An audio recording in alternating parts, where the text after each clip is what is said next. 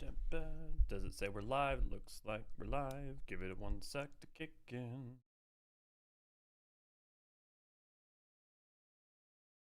And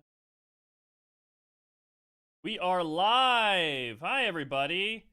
Infinite, good to glad to have you. V, good to glad to have you. Yukio, good to glad to have you. Don't worry, it is not starting yet. This is just the usual sound tests with Foxconn that always happen about 30 minutes before. Okay, we got live letter 6. Oh my god. We got, wait, actually, what number is it at this point? Live letter 89.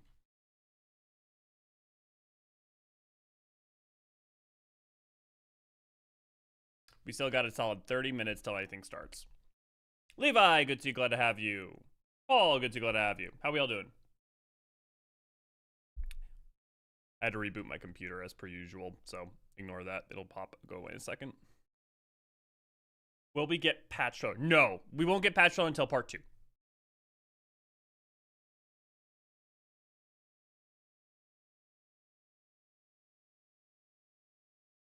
Yep, everything's good, Infinite. I was just cutting it a little close. Ray, good to glad to have you. Yeah, they won't be starting for another 30 minutes. Foxconn will disappear in a second here. He's just doing the sound checks and saying, this is the live letter 89, blah, blah, blah, blah, blah. I promise if there's anything notable, I will mention it. That is part of the main reason why I was willing to show up a little late. Let me get...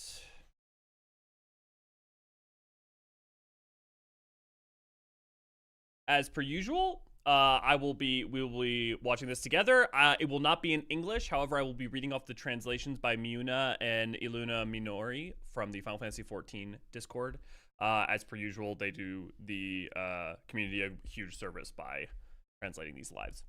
Yeah, Iluna has a couple of what Foxconn is saying. As usual, 30 minutes live letter. Please contact. It seems... It's raining in Tokyo right now. It's raining over here in New Hampshire, too. Shibuya is full of police because Halloween is going on. Right, I forgot about that. If you're unaware, Shibuya is a place where a lot of people go with Halloween. Many of you who watch Jujutsu Kaisen might know that. Foxconn is dropping Alfino plushies on the floor. Today is a producer live letter without gameplay footage, which honestly none of us should have been expecting gameplay footage. The only thing that could have possibly happened was showing us some part of the arena for Arcadian 9, but that wasn't likely. If that was going to be any time, that would be next time. Testing music for anyone worrying, but everything is fine right now. It's going to be patched 7.4 very soon. We have a lot of PowerPoint slides going on. 7.735 in Japan now, so 25 minutes left. Dude, it's 7:35 in Japan, and it's 6:35 here. It's so nice for it to be actually a reasonable hour this time. Yeah, so if you haven't, go get some water, some food, some drinks. I got my water. I got my soda. I got my Reese's. Happy Halloween, everybody! John, good to see you, glad to have you. Xion, good to see you, glad to have you. At least one of the hosts decided to dress up for Halloween. Probably say hi. Sounds good, Xion. Getting Shibuya incident PTSD. You're welcome, Yukio. Silver Shed, Rock, remember to wave. Very good, very good. Yeah, I'm definitely gonna repeat this, but since we have some time, can I get again an audio test on me? And how's Foxconn in the background? Is he pretty quiet? Because he should be. Let me know if I need to be a bit louder.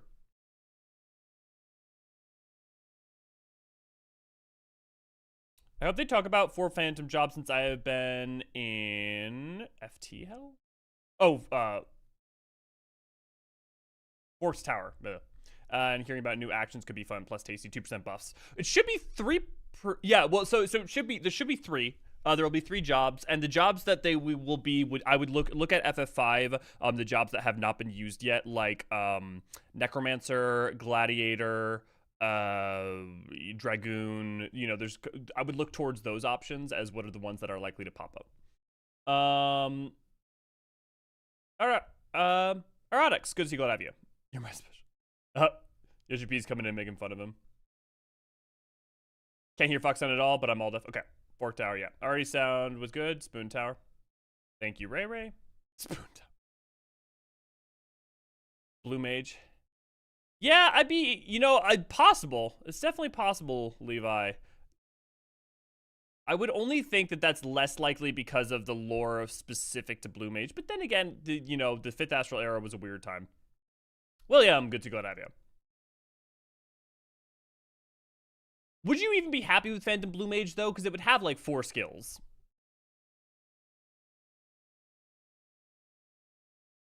Again, they will not be starting for another 20 minutes. So right now is just shooting the shit. Sound testing. Can't wait to be reasonable and not annoying when they announce Spectral Necromancer. Yeah, I know. You'll all give me a bunch of shit. But things to expect for them to talk about today. There will not be a trailer. Don't expect a trailer. What? There won't be any gameplay. The main things we know that are coming in 6.4 are 3 more Phantom jobs, MSQ, and almost certainly a new trial, because there's no trial series. Expect there to be a trial in 6.4 and 6.5. We are getting an update to the raid, the raid, not raid fighter, but the raid planner basically should be coming out. TARDIS housing should be coming out. Blue Mage might be getting updated, because if it doesn't get updated here, it would have to be 6.5, which would be weird because we're getting Beastmaster in 6.5 or 7.5. I know there's other things. Other things. I made a list somewhere.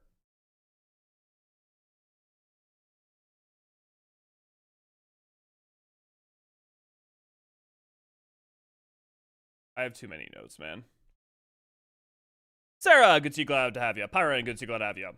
Yes, variant dungeon. We're gonna get our variant dungeon. Yep, variant dungeon will be in the. That's one of the ones I was forgetting. Thank you. Beast won't be in 7.4. Beast will be in 7.5.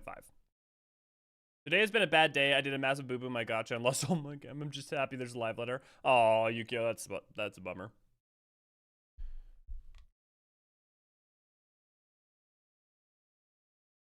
Halloween events to be held in Shibuya, but recently the district has issued a complete ban on events on Shibuya as it's gotten too hectic and big and can easily get out of control. There's apparently some people loitering around hoping Shibuya isn't going through with the bans and all.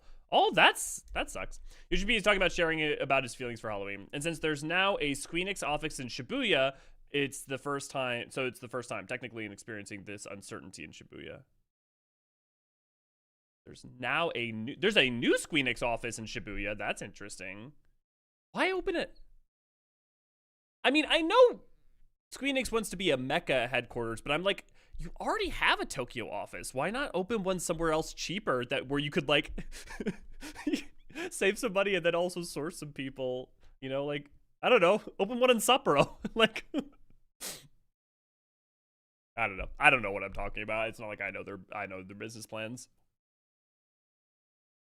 Maybe you could also only recruit talent if you've got people in the, if you're in Tokyo in some way. Greater Kansai area. Yeah, they're just talking about Shibuya right now. Okay, let me rewrite down all the things. Variant dungeon. 3 new OC jobs. Raid planner, TARDIS housing, maybe Blue Mage, MSQ and trial. Oh god, it should be. Well, I mean, to be fair, Yukio, he's specifically saying that there aren't people in Shibuya overly right now because the events have been canceled. So basically, the biggest takeaway from the stream would be almost half an hour of merch promotions. I mean, when was the last time we didn't have the closing half hour wasn't a merch promotion? It's been, I think, almost a decade. Squeenix making sense in their money-related decisions. No way. William, good to see. Yeah, William, fair. Good. Very fair. It's also possible that business overlords don't know what they're doing. Not wrong. The Bruterus. No, it's the Brute the Abominator, right? It's the, like, Undertaker, but it's the Brute Bomber. This Brute Abominator, the Brute Unabominator. I think that's what we're overdue a custom delivery. Yeah. Hopefully a custom. So here's what I think's going on with custom deliveries, because if you guys haven't noticed, we haven't had a custom delivery since 7.1. I suspect the reason we have gotten no custom delivery, we should have had one by now, but I'm worried that we're only going to get maybe 2, and I think that the reason for that might be that so much of the crafting and gathering resources are going into cosmic exploration. Oh, that was the other thing. Another planet in cosmic. A new cosmic planet.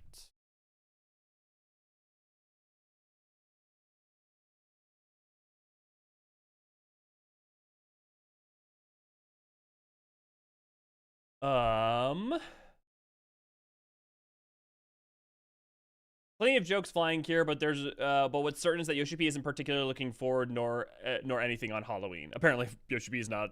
I don't know if he's implying he's not a big fan of Halloween, but he's just like not looking forward to Halloween.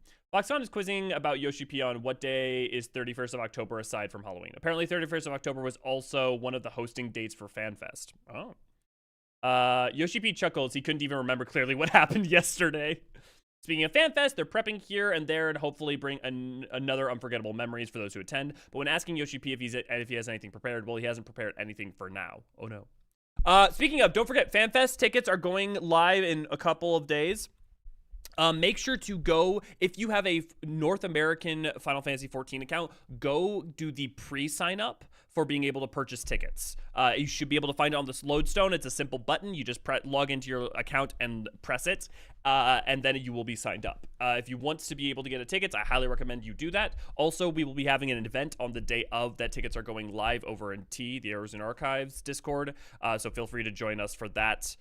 We have historically helped a lot of people be able to get rooms or work with each other to be able to share rooms, travel plans, and whatnot.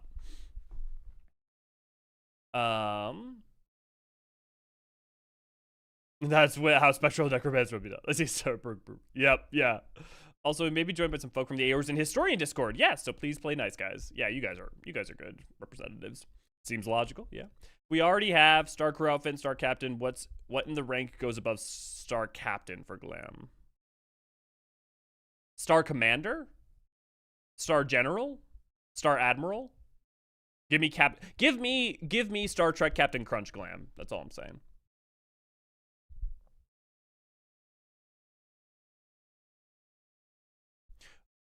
Okay, he's just talking about baseball right now. Also one of Yoshi P's but what is sure is that he's reflecting on the past 10 years of running the game and ensure a new few years of Final Fantasy is going to be even better. And also, his utmost priority to him right now is to reflect on users' feedback on the game. So if you have feedback, please politely, constructively at least, constructively and politely, go give it on places like the forum, as that is one of the places where it is tracked. Please don't be one part of the silent majority. Let your voices be heard. Space Marine armor. Yeah. Admiral, Xeon General, Grand Moff. Yeah. More shoulder pads and stats with a totem medals. Sure. Yeah. Why not? Captain Harlocker, Space Battleship Yamato. Yeah. Okay. They'll be starting in about 15 minutes. Anybody here planning on going to FanFest or excited for it?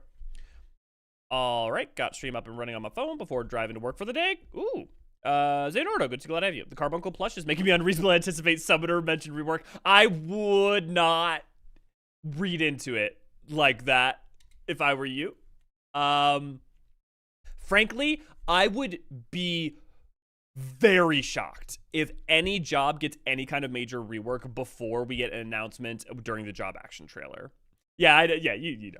But just so everybody has it in mind, if we were going to see or hear about any job getting reworked, we would have more specifically done so by now, and you probably would have either at least seen it or had hints of it by the 0.3.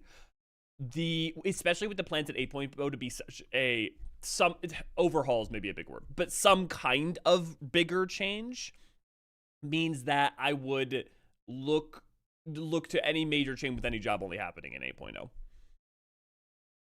Arrived. Welcome. Good to glad to have you. Topaz, Carbine Neck Pillow, and Cosplay Foxconn has. Yes.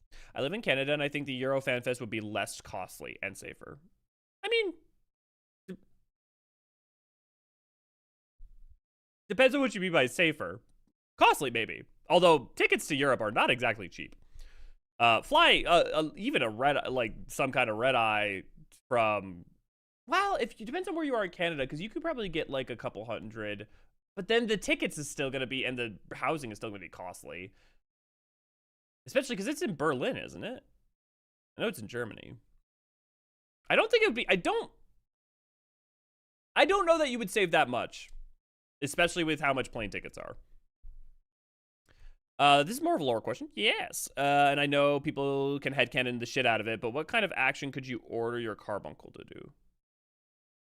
What do you, like, there's so many ways, like, to define that, Yu-Gi-Oh! I mean, a carbuncle is a semi-sentient arcane entity created by focusing your own aether through gemstone and using specific arcanima. So the limits of what they're capable of are kind of the limits of their intelligence, and they seem to be toddler-esque. They need a glamour for the next slot. Carbuncle, yeah. Monk rework for old time's sake. On Pilgrim's Traverse, Yoshi P has watched plenty of movies, videos posted about the net, and he's also received a lot of feedback. And of course, with that, he's going to utilize everything he can to go through and address them. I will say, Pilgrim's Traverse has been wildly successful for the most part. The 1 through 100 is fun. The 1 through 30 is swift and really enjoyable. As long as you have there are probably some things that they could do to tweak Pilgrim's Traverse a little bit more, but of the 4 deep dungeons, it's by far the best. In terms of execution. Yeah, Pilgrim's Traverse, yeah. Carbuncle, use Third Rope Diva, say goodnight, yeah. It's weirdly cheap for me to fly Japan than it is to fly to most places in the EU in spite of living on the East Coast. That being said, renting a room and all probably even costs out. Yeah, that's very real. And yeah, flights, especially if you're on the East Coast, flights from there to Japan are cheaper especially because of business. Yeah, I think it probably subsidizes it somewhat.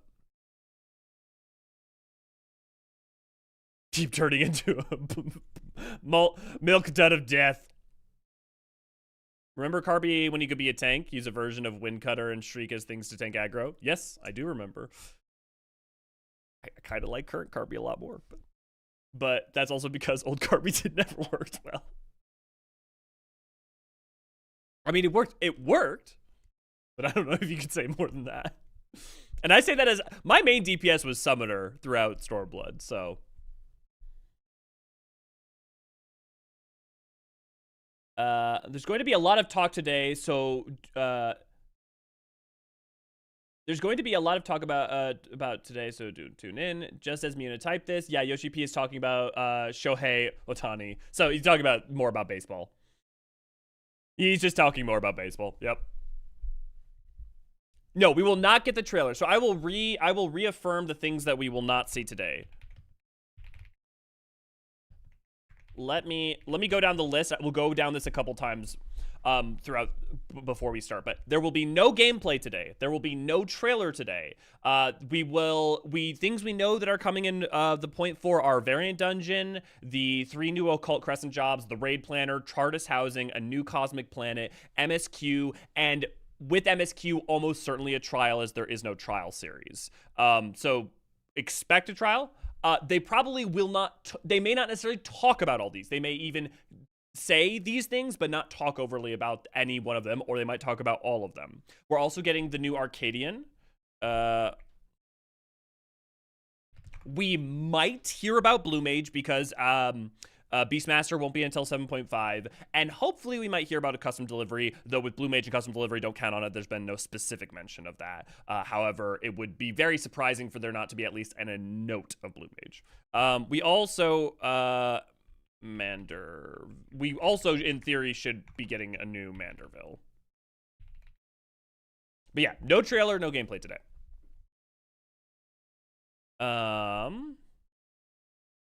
I miss autocrit from mobs. They don't hit hard enough. The bosses are great. The only thing I really liked about Eureka Orthos were the bosses, and those were the one things. Yeah, here's the thing about Eureka Orthos is that if you made all the normal trash in it have like half the health, they'd be a lot more fun. The bosses in EO are great. 100%. Love the bosses in EO. But the tuning in EO is just whack. It's just not very fun. Things have way too much health. I don't even mind the level of danger that the enemies have, but 1 through 30 should be easier. The that's why the execution and PT are the big things. Having more breakpoints for people to be able to start at and also to choose where they want to play, huge, makes a big difference for people. All the things they've added for PT, big game changers. So things like that, being able to practice against Excalibur like we can with the final verse would have made a big difference. All sorts of things. Yeah. Okay, they're about to go away, and then they'll come back in about 8 minutes. The days of Titan Eggy tanking Twintania. Yeah. I miss it. Yeah. They don't typically show a trailer. Yep, just talking dumb things like a creature to cuddle on the couch. Yeah, I mean, in theory, there's nothing that should stop you from cuddling Carby if you summon a Carby. Yeah, the trailer should be end of November, correct. If it may be early December. It will be 2 weeks from patch, and patch should almost certainly be December 16th. Let me write that down also. They have not announced when patch will be, and we will not get that announcement here either, almost certainly. But the patch, but December 16th, if normal cadence, would be the patch. Now that also means what, the 23rd would be the new Arcadian, but sorry, Savage players.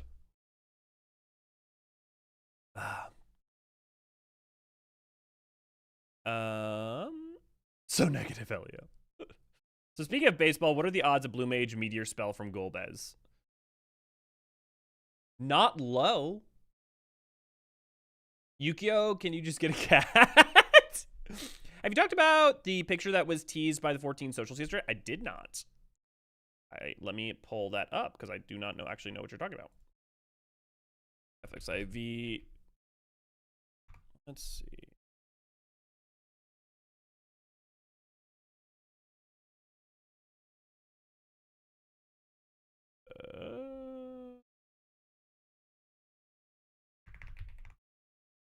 I don't really use social media a lot these days. In fact, I try to stay off of it, so I don't tend to see a lot. Unless someone specifically shows me.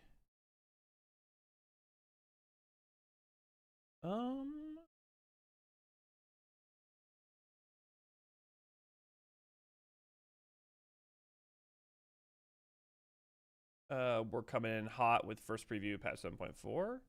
Oh! So that's an interesting image. Let me pull this up. So this is the image they shared. I would assume that's the variant dungeon because this is Razat Han. You can, well, okay, it's almost certainly Razat Han. The only question to me about whether or not it's Razat Han, I mean, the coloring and everything is correct, but that rug is also associated with Corvos, which is a near neighbor of Razat Han, so, you know, there's that going on. However, oh, interesting, the wings on her head actually are more like Valigarmanda. Huh. And also, it's a Jinn, which is associated with the rug. So, I think this is probably Razat Han, and it's probably a variant dungeon for Razat Han. Or Corvos, which would be amazing. But if it is Razat Han, what's interesting is this Jinn and this rug actually has a bunch of lore from Corvos rather than Razat Han. But yeah, I would assume that this is probably with large wing helmet covering their eyes, sleeveless red crop, dark baggy. They're lying on their side while hovering in the air, flying carpet. Yeah, flying carpet. So that flying carpet, for those who don't know, here, let me pull up. Flying carpet mount as yeah, the magic carpet mount. It is said an ancient king of Corvos, upon conquering the tribe of fairies, bid the fairy queen weave her magic to forge an object like this mankind has never seen. The queen was executed shortly after presenting the king with a flying carpet. This is not that carpet, but at least no one was slain in its creation. So this is possibly the fairy, one of the fairies, or the fairy queen. But I would assume that's probably our variant dungeon because it doesn't really make sense for MSQ or Trial. And also the Warrior of Light seems to be alone, which you would only be able to do in a variant dungeon. So yeah, so I would say this is probably somewhere either in the Razat Han, the northern part of Razat Han, or in Corvos. If it's in Corvos, that's actually huge and crazy. There's a lot to if it's Corvos, there's a lot of interesting things to say about that. Give us Gold Meter, give us slashes from Zeromus, give us the ground pound from Barbaricha. Yeah. I'm in MAL, stuck on P1 consistently, really hoping to clear before the point 4. Ooh. Hydra, feel for you. Good to glad to have you, by the way. There might be more talk about the housing rebuilding and hearing to look forward to it. I mean, other than TARDIS housing, the only thing you should expect to hear about housing, is that they might be doing stuff to update it in terms to not bring it in line, but like try to, you know, now that they have competition with the WoW housing. I mean, the thing is that they're kind of limited. The amount of resources they would have to put into fixing housing versus putting that towards fixing other things. Like, let me put it this way. For the average player, would you rather they make housing way better, or would you rather them make the Glamour Dresser be a fully functional, complete modern transmog system? Because the answer is the latter for the majority of players. I know there are a lot of people who will be like, no, I mean, obviously I'd rather housing. Power housing players 100% would feel that way. Totally get it. The better use of resources, if you had to pick one, which I'm creating a false binary here, but if you had to pick one, you know, would be that Glamour system. It's at least something Thavner adjacent in odds of deviancy, and I'm very high. People think Corvos because flying carpet. Yep. Yeah, just went through that. And I just realized that because Endsinger has a mandatory tank LB3, we won't get a spell from her. That's sad. Is the mandatory LB3 in EX? I know it's in normal. I have a tinfoil theory. We are getting Corvos or Thavnarian related. I mean, that's not tinfoil. Literally, from the image, it's definitely literally that architecture. The Corvosi narrow, right? It literally is what separates Thavnar and Corvos. It is either Thavnar or Corvos. Like, I'll put money on that. Yeah, I'm excited for the new variant dungeon. Luna, good to glad to have you. Yeah, me too. Shion, variant dungeon hype. Yeah, we're going to Persia. I mean, to be fair, Persia is, well, Bosnia is kind of more like Turkey and the Balkans mixed together. But yeah, I mean, Corvos is partly like that, at least in lore. I want Varshan and his Dyad to be guiding us, please. I mean, be very cute. That or Nidana, you know, there's a lot of options there that would work well. Yeah, yep, new variant dungeon. People are excited for it. I'm also very, very excited for them to do the Criterion dungeon. To be, sorry, I'm closing my shades. What I'm really excited for is the Criterion dungeon to be more like Quantum, is what they've said. They intend for to be way more like Quantum, or Quantum-like. We don't know what it means exactly. Oh, bummer, my remote ran out. The rooms feel very VC. Yeah, I know this may be cultural appropriation, but it'd be offensive to ask for. And we are getting started. Oh, shit. So, friendly reminder that Miuna, Iluna, Minori over on the Final Fantasy XIV Discord are doing the translations. I'm reading them off. There will be no English for this. You may not be able to hear this all the time, but I will be communicating what they are saying. Things to expect to see today. We may not hear about these, but these are in 7.4. Variant Dungeon, 3 new Occult Crescent jobs, Raid Planner, TARDIS Housing, a new Cosmic Planet, MSQ and Trial, and new Arcadian. There may be, talk about Manderville Quest, maybe Blue Mage, hopefully custom deliveries. There will be no gameplay, no trailer, and patch in theory, if on schedule, should be on December 16th. However, we do not know that. Okay. Welcome back, everyone.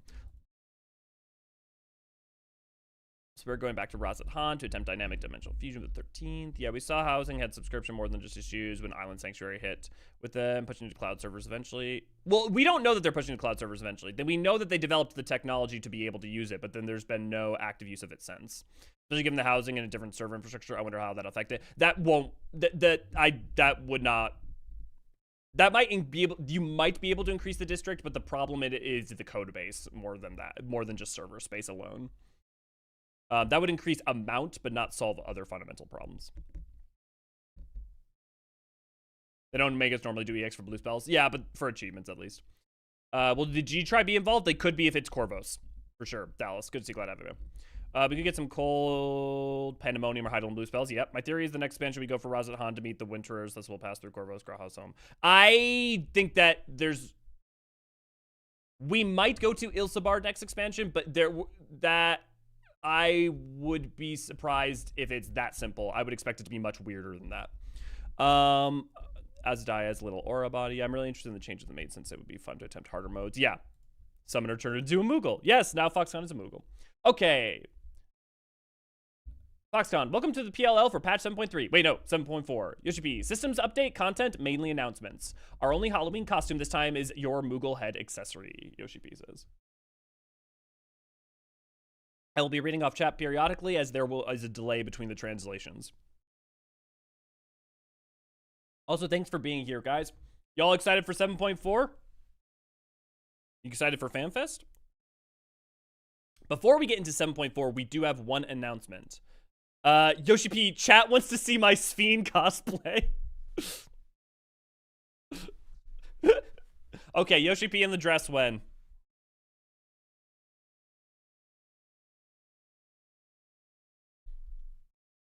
Yoshi P, you can't even see the hot pants when I'm sitting.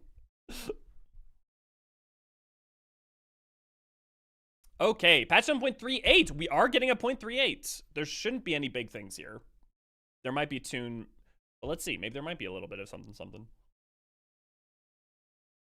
Okay, Tuesday. Okay. Then almost. Okay, that's the 11th. Okay, yeah. Usual, the limit removal. Also, I said 16th, but I should have probably said 18th because November 11th is Tuesday, and they're only going to release on a Tuesday. So, yeah, I would say almost beyond question, unless they're moving the patch way back, look to November 18th. New furnishing item to add a treasure coffer in the Return to Ivalice raid. That's interesting and weirdly specific. Well, okay, I guess also, obviously, because Tactics Remake came out.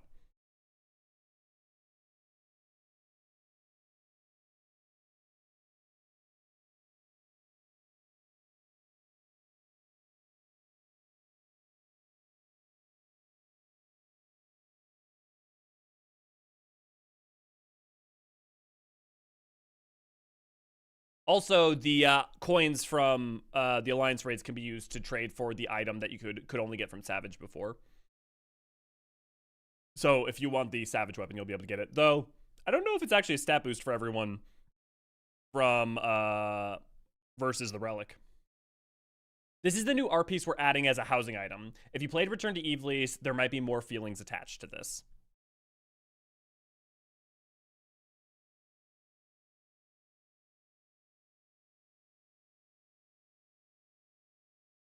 Yeah, there was also the new Tactics Lambs added to the store. Def excited for Arcade. Not the booty, not the OCP booty shorts. I don't think it's crackpot theory to think that Blind Frost is going to be of relevance. The only question is whether that's in patches or in, because that could be as simple as like what we did with Hom in 6.4. Where we go there for like a dungeon or something. I mean, the things we know that are possible. Going to the Sea of Stars, we know going to other reflections. Ilsabard hasn't been covered. I would say, I wish I was wrong, but one of the OCP comments from an interview a couple months back, a month or two, kind of implies that Mericidia won't be in the next expansion, that they know exactly when they want to use it. It's not that it can't be the next expansion, but kind of felt like the implication was it's not yet. Des, good to glad to have you. Our boss Kiru-san is so busy, but he played it with so much enthusiasm. I was telling him about a party, and the next day he had formed in-game. Crazy. Even chance Evilly fits in the 4th Astral Era or early 5th. I mean, chronologically, I've always speculated that Ivalice would make the most sense in the 4th Astral Era because of how much of a missing time slot it is, and some of the other history that we know about Othard in the late 5th. However, it could be anywhere between the 4th and 5th Astral Era. Technically, it could be earlier, but I would suspect that there's a good chance that everything about Ivalice is either 4th or 5th, yeah. My professional speculation. Okay, now we're getting to ooh! Patch poster. Oh, Arcadian patch poster. Oh, okay, wait. Okay. So is this Eorzean guy? What? Ooh. Okay. Also, can we see? Okay. Okay. One. Okay, these two are new. These three are new on left.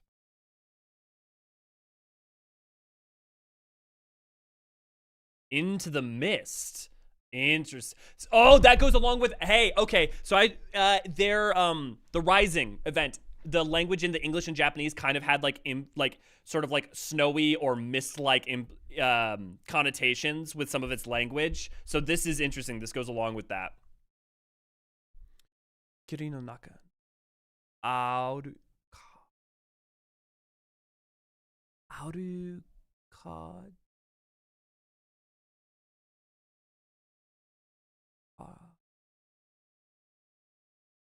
Oh, the Japanese name isn't Into the Mist, though. It's Kirino Naka? No, I don't think it's Naka. It's something about the Arcadian. This will end far over the misty mountain cold. Yeah. Is the problem? Well, okay. I think the 4 people we're fighting are boom, boom, boom, and boom. Hey, no, it was the 16th. Okay. Yep. The 16th. Okay, did they mess up one of the dates then?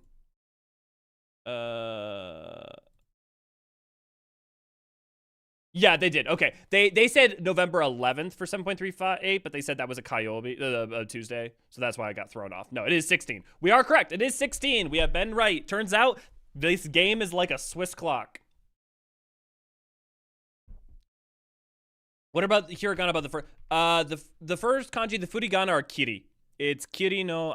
That might not be knock. I need to practice my kanji more regularly. I don't know if it's just a stylized naka or not.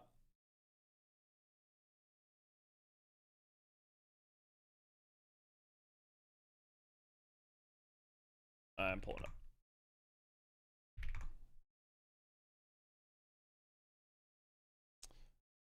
We'll check it out when we get a break later.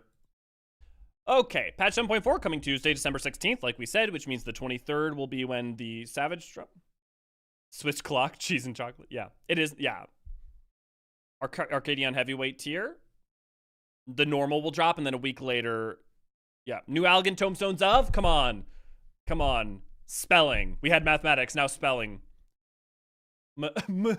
Mnemonics. Okay, sure.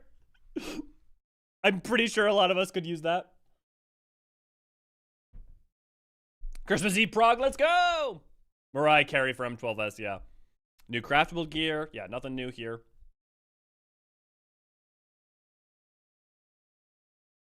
Kiri, that kanji, the kiri is fog. The kiri no naka no ake, oh, what is it? Arcadian? I think that was the katakana. Great, good to go to have you. Wasn't it 2 weeks last time? Oh! That's 3 weeks? Yeah, 23, 30. Okay, so it is a 3-week delay for Savage. Okay, so we have a special schedule. If he delays Savage next year, I will follow him forever. Now it gets special. We discussed this a lot, and we have had the option to release it at the same time as the normal mode. And you're right, Crepe, they did release it sometimes at 2 weeks. I forgot. I got so used to it being 1 week. But no, this is 3 weeks. 3-week delay on Savage, and therefore, I think most of us cheered. I'm sure there are some people who are upset about this, and I understand, and they have my empathy. I think for the majority of people, this is a good choice. Yeah. I feel like even most of the hardcore Savage people I know are going to be excited about this. Lavi, good to go, have you. I didn't think they delayed that much. I didn't either, Lavi, yeah.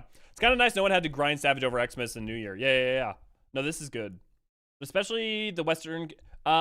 we discussed this a lot in Option to release it at the same time as normal mode, but especially the Western community spends their Christmas and holidays with family, and we thought if we made them sacrifice family for raiding, that might become a whole shitstorm. He's right. He is correct.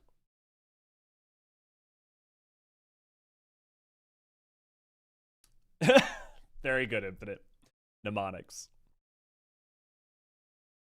Yeah, it's good to have him. Yeah, I mean, look at the car raid from last year. Yeah, car did not go down well. Car didn't go down well for a lot of reasons, though. If car had been easier, I think it would have been fine. I don't think it would have gone down as bad. I'm not saying that it needed to be, it should or shouldn't be easier in and of itself. I'm just saying that if it had been easier, the pain prog for it for people would, I think, have been less bad in that time period. Please use these dates to form your schedule for your statics.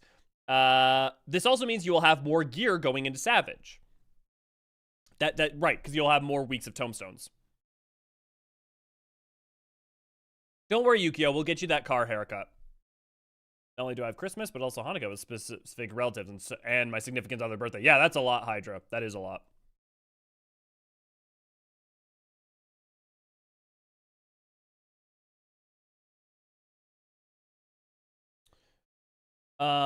Yoshi P, yes, you will have more gear, but is that going to make a clearing that much easier? We don't know. But since we have people that start later as well, it won't influence the difficulty that much, really. That's their thinking. I believe in you, Yukio. Breaking my bank, getting crafted gear. Oh, no! No! People are going to be forced to buy crafting gear. Okay, hey, new MSQ. We're in living memory. Which is not surprising, because the majority of maps that they're going to take advantage of for the MSQ are going to be within the new world. Maps that we've already used. I mean, they might use maps from prior expansions, but because of that, they're not going to add a new map. They're limited in what we can explore. Also, we've got the People's Awakened Memories from the end of 7.3, so there are plot threads to really test out and travel through. What glam's that, Levi? That was the schedule. Now on to the actual content.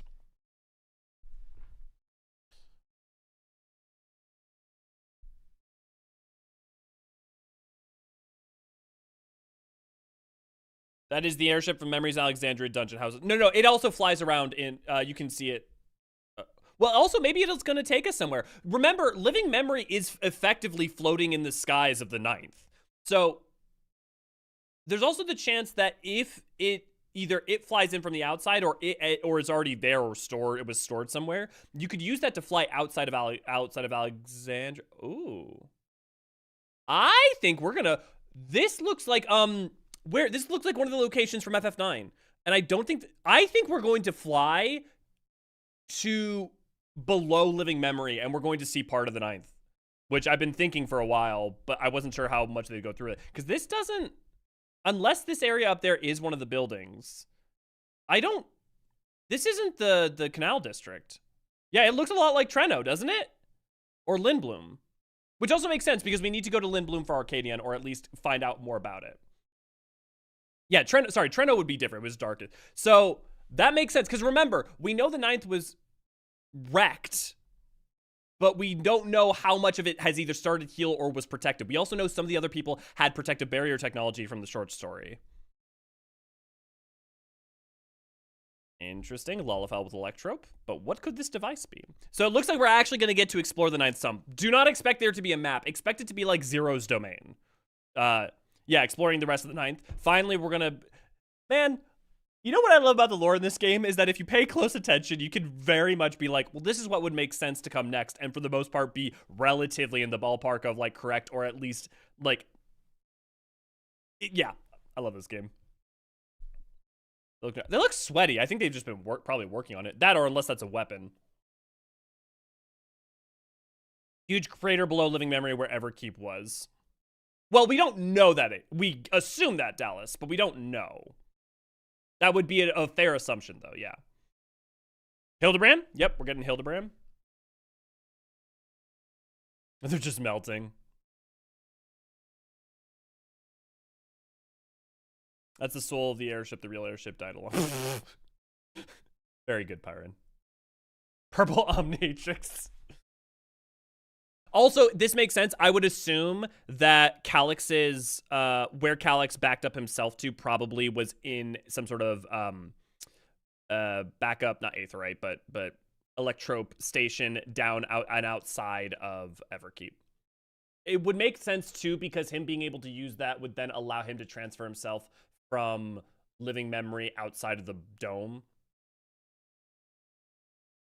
Says the man who made a video about 7 people in Mirror City. I stand by everything I said in that video. But the thing is Levi, is when we go to Mirror City, everything about that video still makes sense. Was I wrong about the timing? Absolutely. It's probably not even going to be 8.0, and watch times are wrong about that. But the fundamental information and reasoning will be correct. I will say, which is effective, which is my point. It's not that I'm like, oh, you can always know what's coming. Oh my, yes, my boy!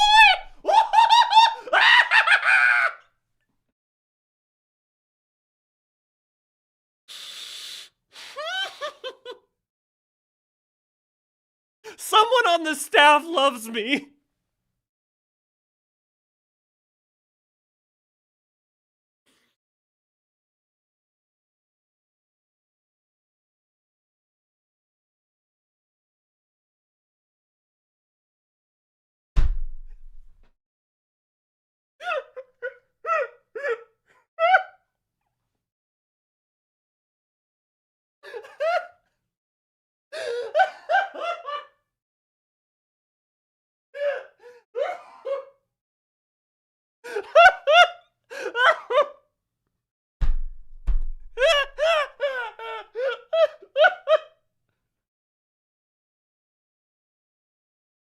Oh, someone on the staff is a mad genius. Okay. Yoshi P says about the prior images from the Lalafell with the Electro. This new character is sweating so much. The first step of the new plot line. 7.5 is also packed. We hope you enjoy this new arc. About Hildibrand. If you go to Ueno, you'll find someone actually looking like this IRL, but he has a gun. But rest assured, there's the usual thing in Hildy as well. And about the most amazing Cactar that's ever existed. An ally, an enemy, we don't know. But why is he so handsome? We're speeding up the conclusion of the Dawn Trail Hildy arc. New dungeon, Mistwake. Interesting. The Mistwake. And I'm assuming that this dungeon is almost certainly going to be out in the rest of the 9th as well. Thanks, Musing. Good to see you, glad to have you. And thank you for the 28 hours and gift memberships. Everybody enjoy your emotes. Give me your gobble worms. Oh my god. Does anyone have a Phoenix Everest? Oh my god. Like, look, anybody who knows me and my deep and abiding love for Cactars, and especially in particular Barrel Tender, knows that they could not have found an easier way to my heart.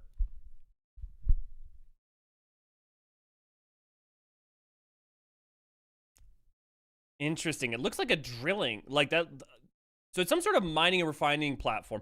I wonder, this is probably, we're going to find out probably more about the origins of Electrope. I bet you that this is a mining installation in some way, at least initially for Electrope or something around it, or to get to the core of the 9th star, if anything like FF9. It's probably to do that, but there's a lot more going on for sure.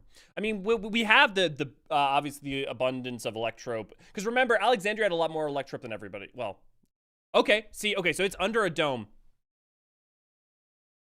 Yeah, okay, the standard. Yep. Okay.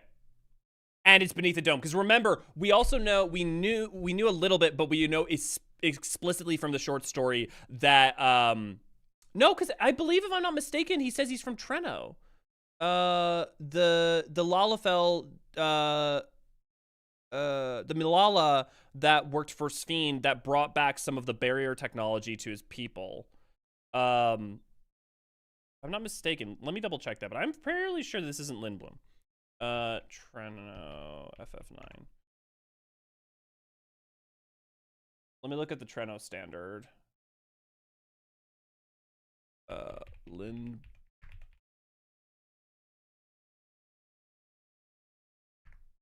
Yoshi P says, this is the start of the dungeon, but I requested some lighting changes, so it might not look like this in game. And then for this image, so many things I'm curious about these screenshots.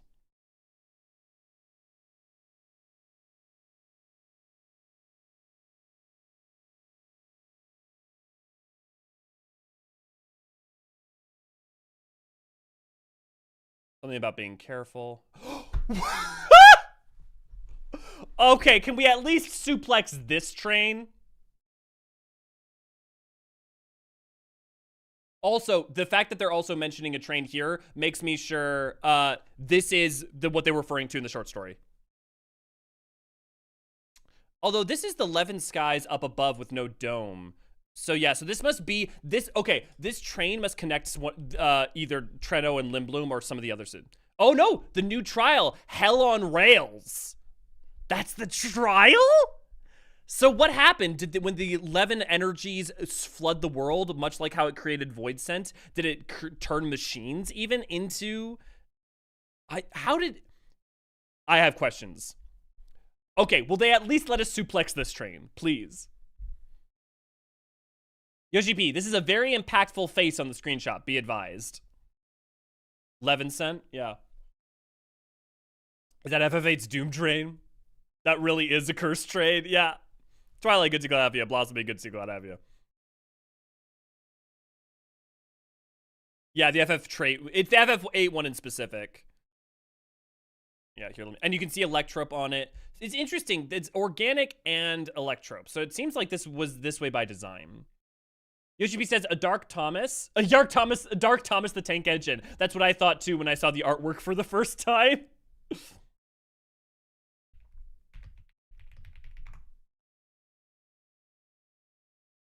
For those who don't know, this is Doom Train from FF. Oh, no, that art is. Is there a bigger image? No, there's not. Okay, I don't have a good FF8 image. I wonder if we'll go inside of it and do the like Garo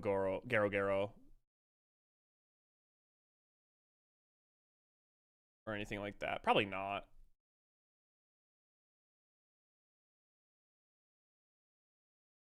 Choo Choo Charles 14 edition. Fuck, I'm so excited. Yeah, train weapons. Yeah. I would expect like organic Electrope weapons would be the aesthetic. Yoshi got Foxconn. I wonder what kind of fight this will be. Yoshi P, it'll be all over the place. Oh, I wonder if it's going to be a staged fight. Like, I wonder if there's going to be like a progression through it, kind of closer to how 05, 06 goes. I think it's 06, right? Or is it 05? I forget. Yoshi P, I think it's good if you pay attention to the model. There might be things growing. What does that mean? The boss's name is Glacia Laboros, but we have another boss with the name Labelos with Circuit Tower. So yeah, the boss. So Glacia Labelos was the train in what?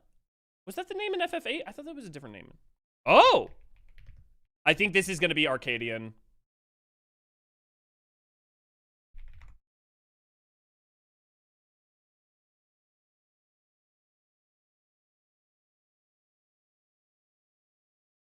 Yep. New raid, the Arcadian Heavyweight.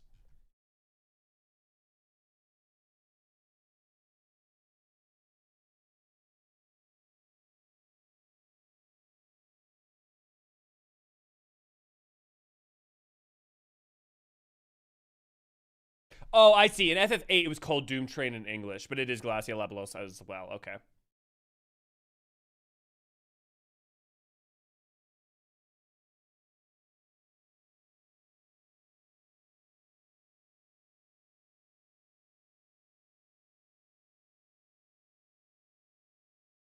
I wonder if it's a sandworm soul. That's a cool idea. I love the gladiatorial arena for sure. Yoshi P, of course you will fall down here. It's a death match. No escape. So it looks like you can fall off of this.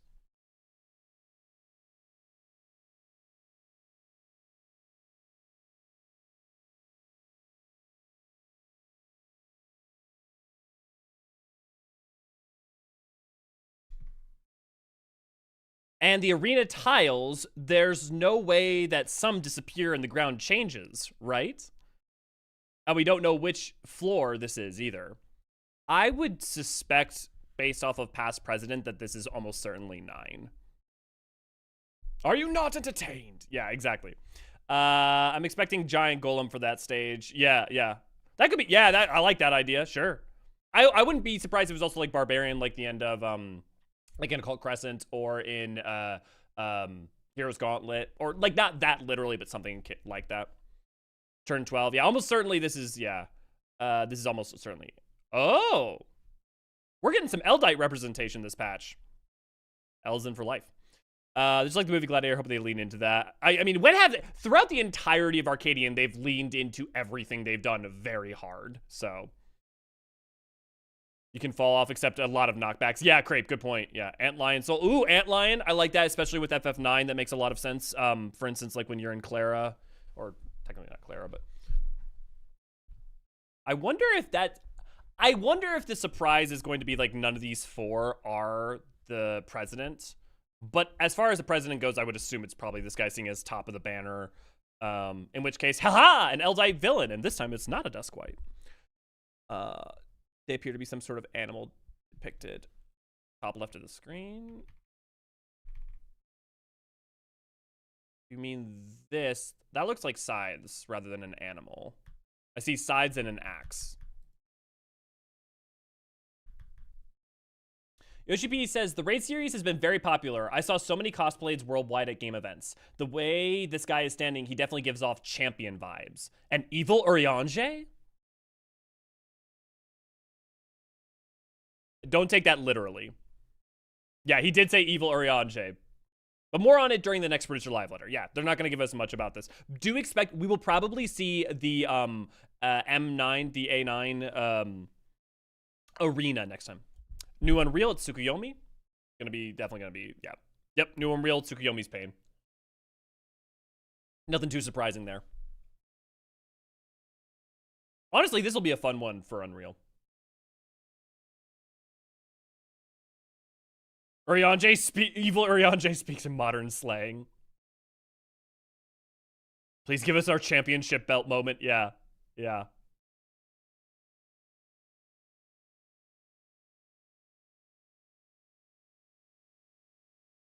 If you have never done Tsukuyomi's Pain synced, it's fun. If you if you've never done the extreme for this synced, it's very fun. I remember it on patch. This was the first trial extreme I think I ever did on patch. Actually, I don't think I did do it on patch. I think I did it in 4.4.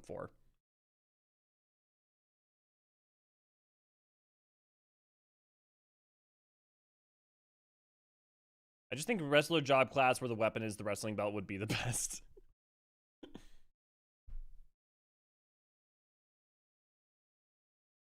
Okay, what's the coming patch 7.4? Let's see how right we were.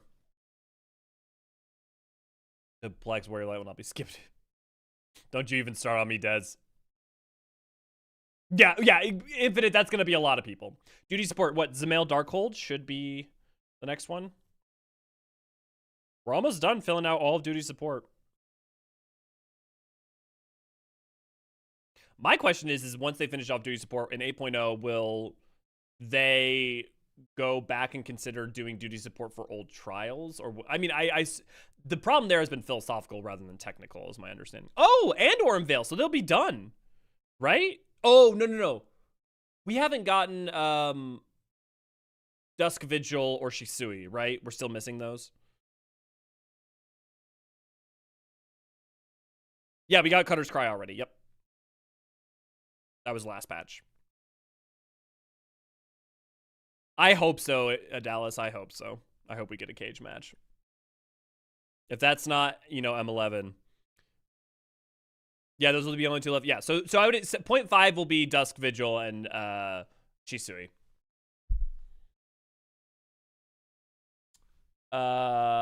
Yoshi B says, I have a friend who recently started the game. He plays healer. He was asking me, what am I supposed to do as a healer in Aurum Vale? Oh.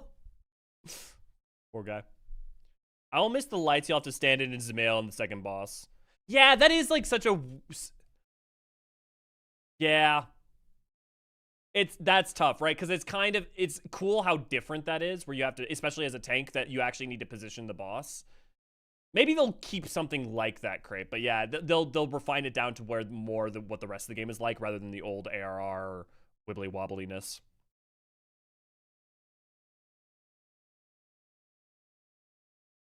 Yes, they will rework. Yes, they will rework.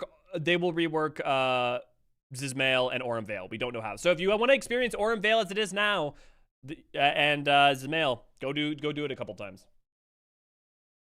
Screta, good to go have you. I wonder if they'll change how easy it is to die in a big pool in the first room of Vorm Vale. I wouldn't be surprised, Screta, if they made it that they, like, the entire thing is not a big pullable anymore, especially with enemies no longer giving XP for, like, an expansion, or for an expansion. I would be surprised if that first room is now just a set number of a couple enemies that you, like most other dungeons. Maybe not. We're adding one more feature to duty support. When the Warrior of Light themselves dies, it is counted as a wipe. I don't know if he's saying that's how it is now or if they're changing that. But in 8-man content, you have stacks that are used when you die instead of wiping.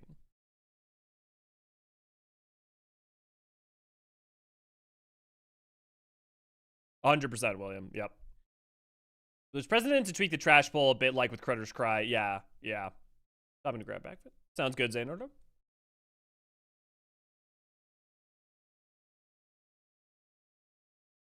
But from now on, when you die to a dungeon boss in duty support, we give you a stack that you can use on your next attempt. If you die again, you get 2 stacks and so on.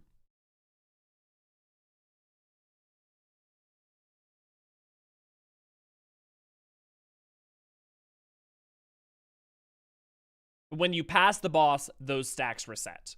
Basically, if you're struggling to beat a boss, they will give you a sort of pity mechanic, which is not really going to be relevant, I think, for anybody who's watching this today with us.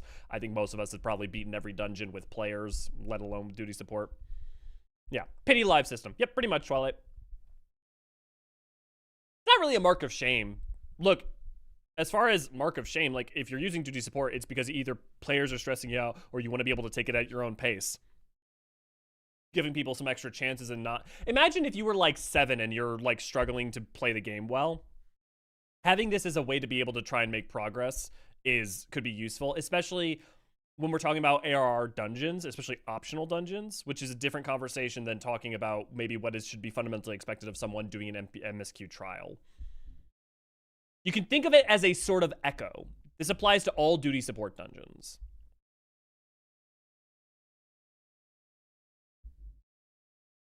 I would say the thing is that most people who are going to need this...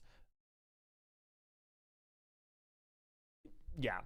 Okay, PvP update. This is what we should... There'll be season and series changeover. Speaking of, I need to finish off my track. For people with limited hand mobility. That's exactly who I was thinking of, Levi, first and foremost.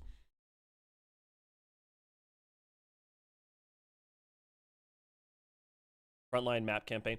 Give us a Rival Wings roulette, you cowards.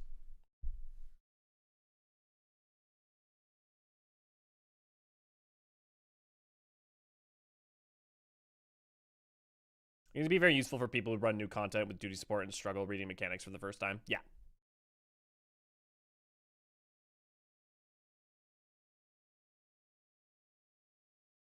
It is very much a mechanic I suspect that I will never engage with, but I am glad it exists for the people who need it. Why would they make the fun PvP accessible, Elio? Yeah, you know, you're right. That my bad. Ooh! New Urkapacha frontline maps. Man, we're starting to get to the place where they can... It's literally going to be... Each of the maps are going to be one... It's going to be 7 maps swapping through one throughout the week. Worker Cherte.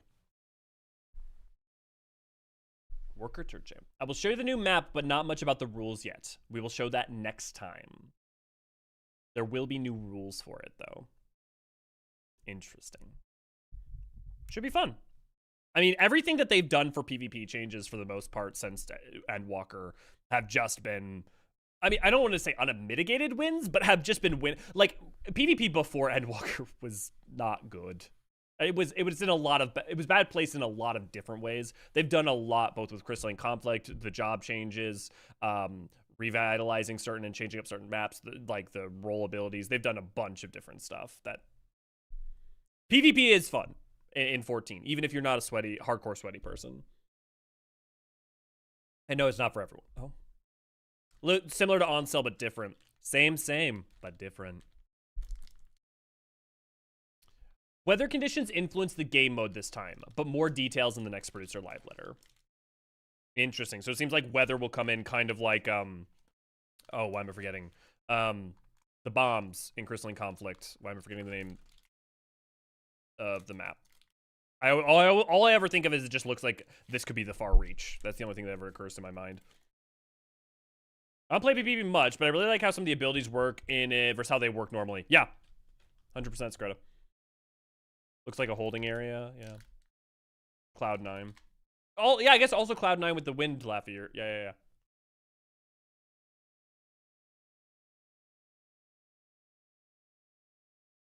Could it be snow or polar lights? We won't say for now. Wait, what? Is there a new... Wait, this is Hullbreaker Isle, right? Where when you're going through. Yeah, Air Force One, the Cialidates. Okay, now there's gonna be... Oh, now there's gonna be different... Oh, thank God it's not the same track every time.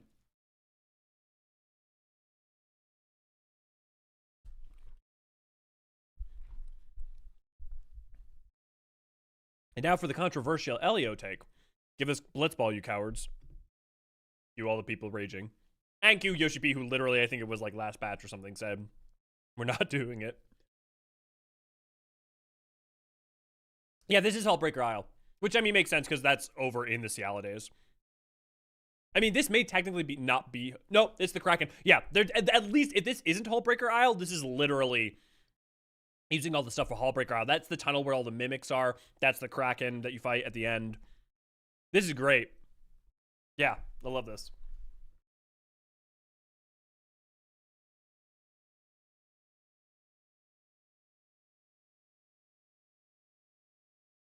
At least it won't be as bad as the Sylph jumping puzzles. I used to love... My favorite thing is... I loved the jumping puzzles in the Gold Saucer. I loved the jumping gates. Loved them. Cannot stand the Sylph jumping puzzle. I don't know if that's just me. Okay. Phantom Weapon update. Okay. This won't be until the point... Remember, they're saying 7.4, but this will not all drop on the 0.4. The Phantom Weapon update almost certainly will be in 0.45, so just be aware of that.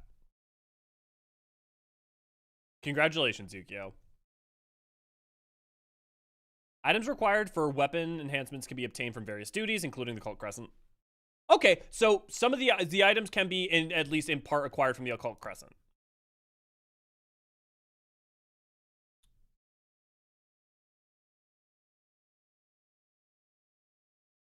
Five above craft is what I expected. Yep, not too crazy.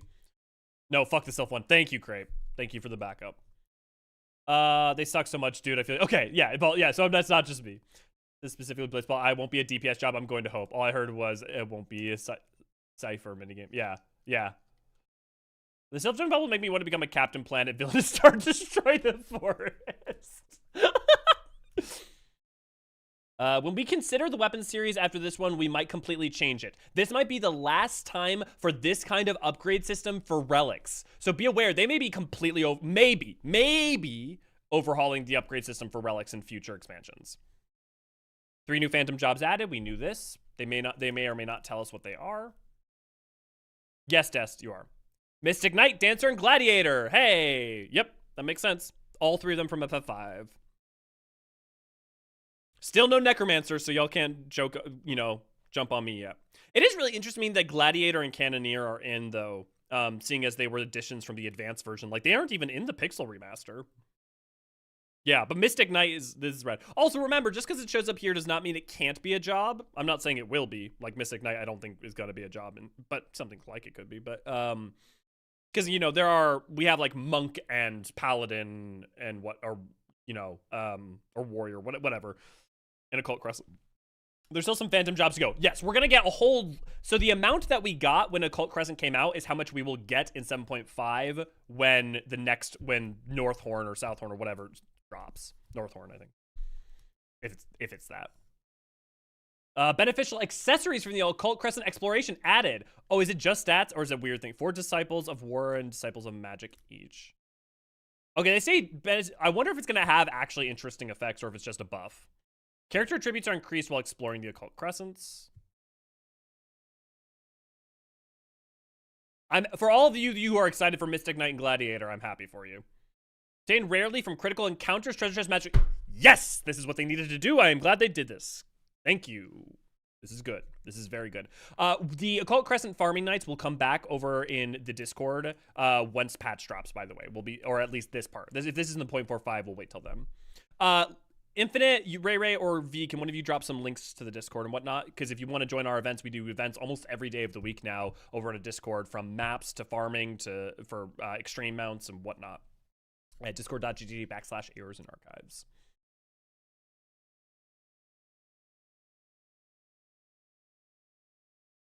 Yoshi P says, our staff are a bit all over the place. Is everything okay? Yes? Good. Referring to the different job choices. Yoshi P, we're working on the major update for Occult Crescent for 7.5.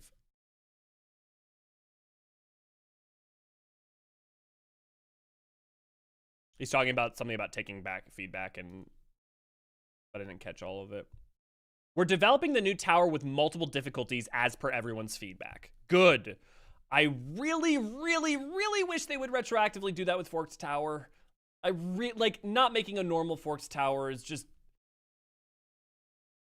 To be clear, there should be a Savage one. Like, the one that exists should exist, but there should be both. Because not having a normal one means you have a bunch of people playing the map who then effectively never engage with the reason to actually gather that power. And then also doing it like 100 times with that amount of coordination necessary to do so is baffling. Spoon Tower. The next planet in Theta, we're going to Tatooine! Actually, it's Double Ring Tatooine! Oiz. Oizes? Oiz? Oiz? Oizis? Oizis? Oizis? Oizis. I'm going with Oizis. Yeah, Spoon Tower.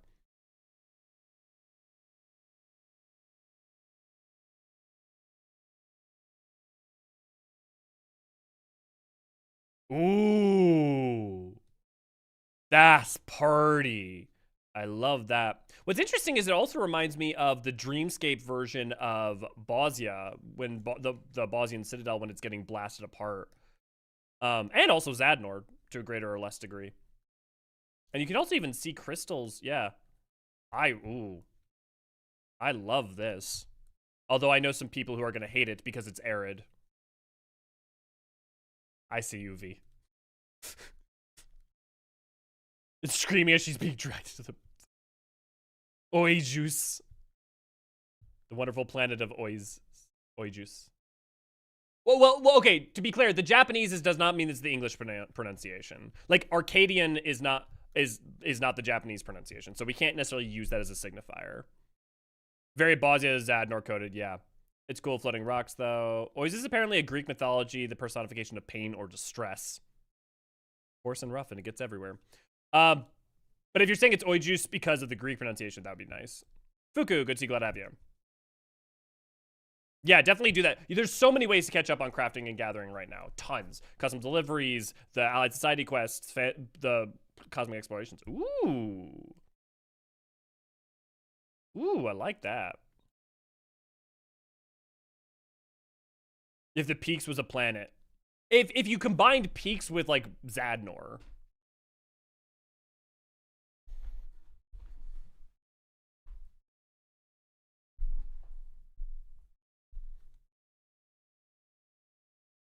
Electrope tools. I don't think they're electrope. I know the coloring is identical because of the purple, but if you notice, it's just like a pattern across it. It's not the electrope pattern or material. But maybe, I don't know. Maybe they are augmenting it with it. Or like Nim. I mean, it's like Nim in that it was blasted apart, but the corrupted crystals levitating in that way is actually a very different... Well, it's not so different with Zadnor.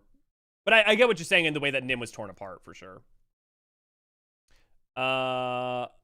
Additions and adjustments. New rewards, some available to exchange for Cosmo credits, some available for Cosmic Fortune. Yeah, nothing new there. There used to be something on this planet, a civilization that found its end. Obviously, it messed with gravity. So apparently Oasis or Juice, however you say it, used to be might have been either one of the stars that Medion found, but it was a star that had life and then was ruined. I also wonder, it doesn't look that different than the areas that we see in the Earth phase of Sphene that got messed up, assuming those aren't reflections, which it probably is reflections rather than somewhere out in the Sea of Star, so. V, I hate deserts too, but you know, since the graphic update, some of those places look a lot prettier. V loves snow. V's hoping for a snow map in the next expansion.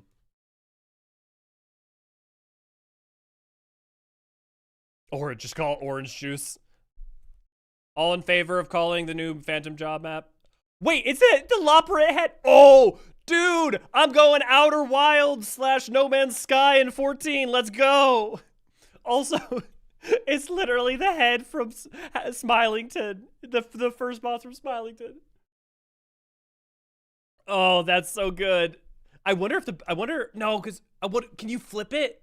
I want to know if you can flip it. And does it turn blue if you flip it? That's what I want to know. Yeah, please let us flip it. Yeah. Some of the rewards definitely made for space, but also maybe for deep ocean works too. Yeah, the armor for this works for space, but this also, yeah, deep ocean. I love those. I love these work boots. These like mecha work boots for covering, and I love that. That is just an actual straight up astronaut helmet. There's gonna be so many glamour possibilities coming up. Is that a head mount? Yes, this is the boss from Smileton. So the Loperates made these, which is why we're getting it for Cosmic Exploration. So, yeah, no new translations. I bet the flip is flight mode. That would work, Jericho. The other possibility is that it's an action, seeing as we've seen a lot of mounts with actions lately. AIOU. I don't know why, but the fucking glam makes me think of Michael Jacobus. Time? Line? Time is not made out of lines. Time is made out of circles. That is why clocks are round. 1950 space glam. Yeah, you're ready to go, Ray Ray. They finally gave it to you. Can't escape Tatooine, even in 14.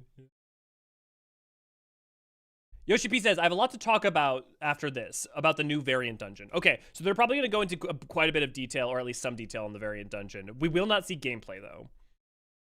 Yoshi P, so many PowerPoint slides. So a short break first. Okay, we're getting a short break. So let's go back and look through some of the stuff we've seen. I just want to make sure. Usually the interstitial between this is just stuff from one of their concerts or shows, so it should be we should be able to skip it. They're gonna continue at the XX.05. So they're gonna we're gonna start again in 15 minutes. These ones do not like this one's jumping puzzles. John.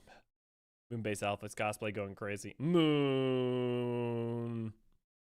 Bum bum bum bum bum. Anybody else here remember Moonwalker? A few clips for the break. Taiwan in July, September Korea 10th anniversary event, and the September Budokan Primals concert. Yep. Yeah, there's not really anything interesting, gonna be too interesting to be showing.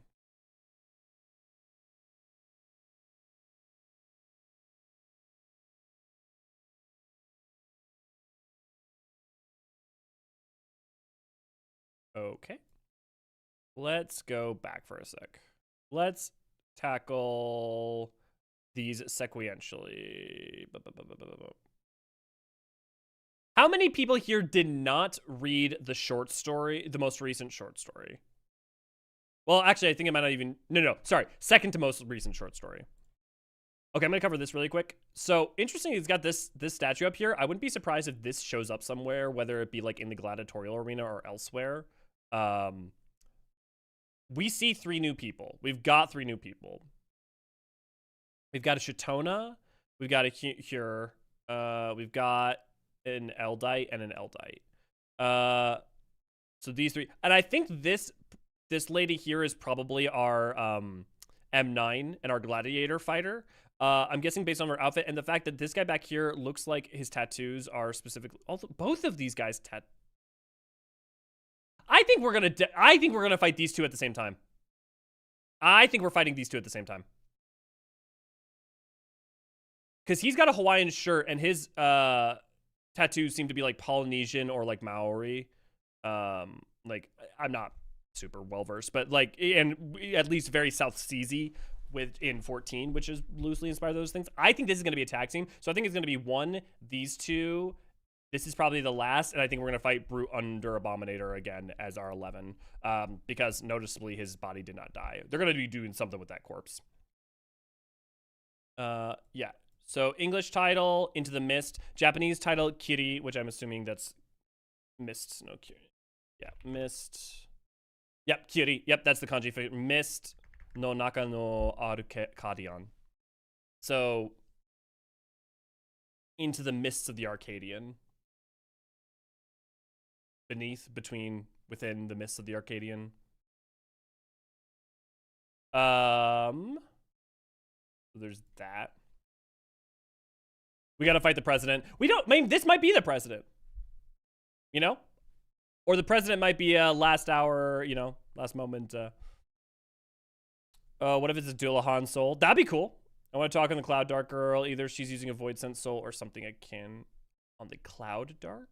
Oh, you mean this girl? I think I'm almost certain that her arena is this one.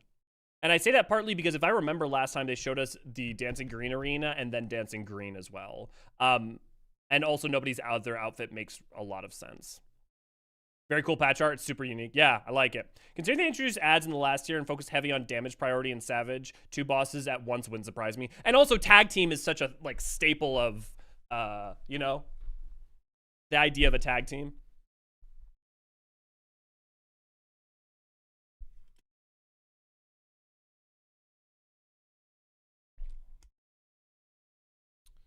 Void Sense souls are too volatile in my opinion, would cause a void corruption, so no go. You're probably right. I also... Someone help me. Obviously, we have hollows on the first, but do we have any examples of Void Sense in the 9th? Or even more specifically within Alexandria on the source? Because they wouldn't have been able to get into the dome, so they wouldn't come from that. They would have had to... Yeah.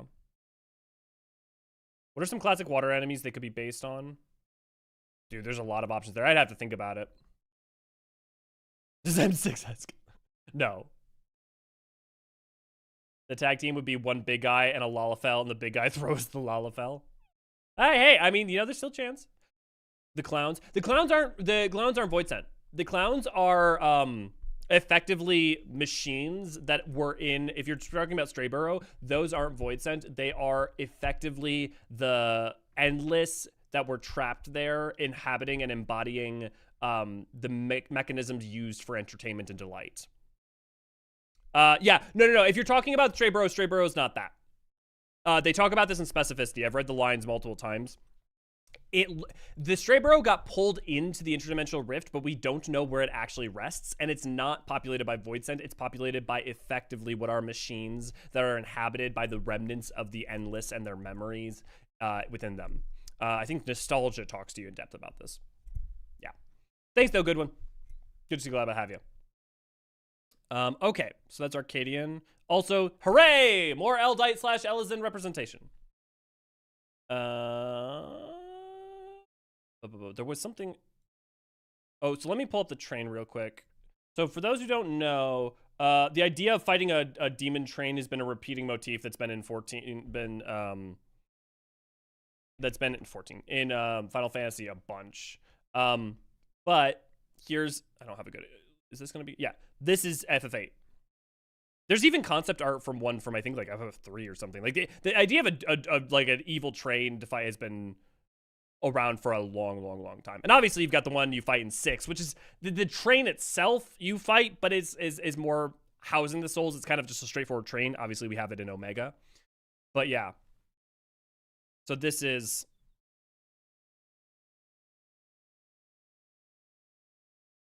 that. Thank goodness the bad guy isn't a Duskwhite for once, but also we need more Duskwhite representation. Yeah, Nalandia, the problem mainly is that we haven't been to the Shroud, and the issue is that there's just not a lot of, like in lore, there are very few Duskwhites anyways, and then also most of them don't take part in Gridania. So it's like, lore-wise, kind of hard to justify doing a Duskwhites. I would point out that if you look at the Eldites, there are a ton of Duskwhite models amongst the Eldites. Now, they wouldn't be Duskwhites technically, but like, at least there is actually a lot more Duskwhite representation within Alexandria as far as models go. But hey, yeah, that's just FF8 Doom Train. Yeah. Also the train in the graveyard in 7. True, Hydra. Yeah, I forgot about that one. Scrapped 1 and 3. Yep, Phantom Train in 6, and we got the Doom Train 8. And then there's you know, the Infinity Train from Demon Slayer. Yeah, there's a very common repeating motif of trains, partly because of how ubiquitous they are in throughout Japanese society. play Age and Age, but called Doom Train just like that. Yeah. Good on you, Jericho. Thank goodness the bag of Evil Eorzean being the president champion would make a ton of sense. That's all the times that Eorzean has put on a performance and has to lie to his allies, much like a heel would have to. The interesting thing, Xehanordo, is it would also, there's a problem where that it would imply that he is a sundered soul, and if that is such as true, it begs the question of why he hasn't awoken to the echo. Yes, it is Doom Trade Haven. It looks like it. Tag team name is problem. Isn't Ignominy Reign also a cartoon? I have no idea, see it, Dallas. My Aware of Lights lures me. Yeah. So they've got this. You'll notice that he's organic, but also made of electro. So if you haven't read the short story, you may be going on, like, what the fuck is going on here? If you read the Zilenia short story that came out, as usual, the short stories are not necessary, but will a lot of times hint towards things to come and lay some groundwork that, while not necessary, can be nice. We know, I'm just gonna bring up the short story.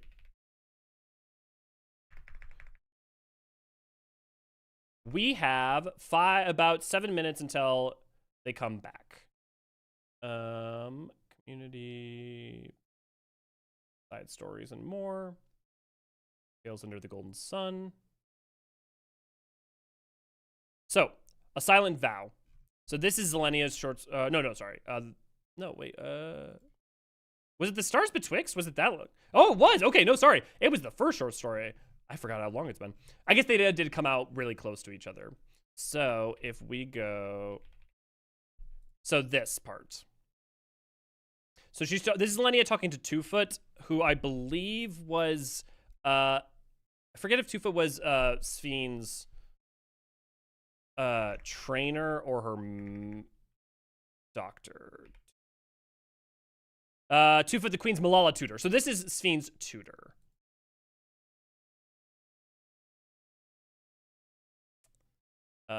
Let's go back to Treno. Zilenia knew all too well why one would covet such Alexandria. Okay, here, sorry. Let's go back up here. You will know. So this is years after Sphene has died, and Zilenia has been trying to figure out what's going on. You will ignore me no longer, Twofoot. I have but one question. I have waited years to ask it. The Malala, who had only just hopped down from his carriage, whirled about with wide eyes. Zilenia, what are you doing here? The knight stepped closer and continued in a steel whisper. When we learned of the Queen's death, you said, they couldn't have. Who did you mean by they? Please, he begged. The path you walk is fraught with thorns. But Zilenia's gaze was unwavering. Twofoot sighed in resignation. My homeland lacks the knowledge to build barriers to keep lightning aether at bay. I believe that by bringing back such technology, I could save my people. So I made a proposal. A means to, at best, delay the inevitable, perhaps. But I never imagined how they might twist my intentions. And now I'm in no position to speak against them. Twofoot, what are you saying? The Malala looked away and shook his head. Zilenia knew all too well why one would covet such Alexandria's protective technology. In a world ravaged by lightning aether, the barriers meant life or death. Even before the storm surge, the kingdom had been shielded by such barriers, and since then, preservation had strengthened them in response to the worsening environment. Little wonder Twofoot was unwilling to say more. Doubtless he feared upsetting his benefactors who could withdraw their cooperation and retaliation. Ostensibly, the organization had ever worked only with people's best interests at heart. And while Zilenia was loath to suspect them of wrongdoing, Twofoot's cryptic statements hinted at a darker truth. Yet this grim possibility was not wholly unwelcome. For if preservation was indeed involved, when Zilenia was closer to an answer to the question which had long plagued her. Treno, my home, lies outside Alexandria's domain, yet the Royal Knights came to our rescue when disaster struck. For their selfless bravery, I am eternally grateful, and that is precisely why I must implore you once more. Let it go, Zilenia. With the parting plea, Twofoot left her and the station behind. Zilenia watched him go until a small form disappeared from sight. If her intention was correct, she had no choice but to pursue preservation. At the same time, she knew Twofoot was right. The organization would make for dangerous foes, especially when they enjoyed the favor of the people. She could rarely rely upon no one else, not even Otis.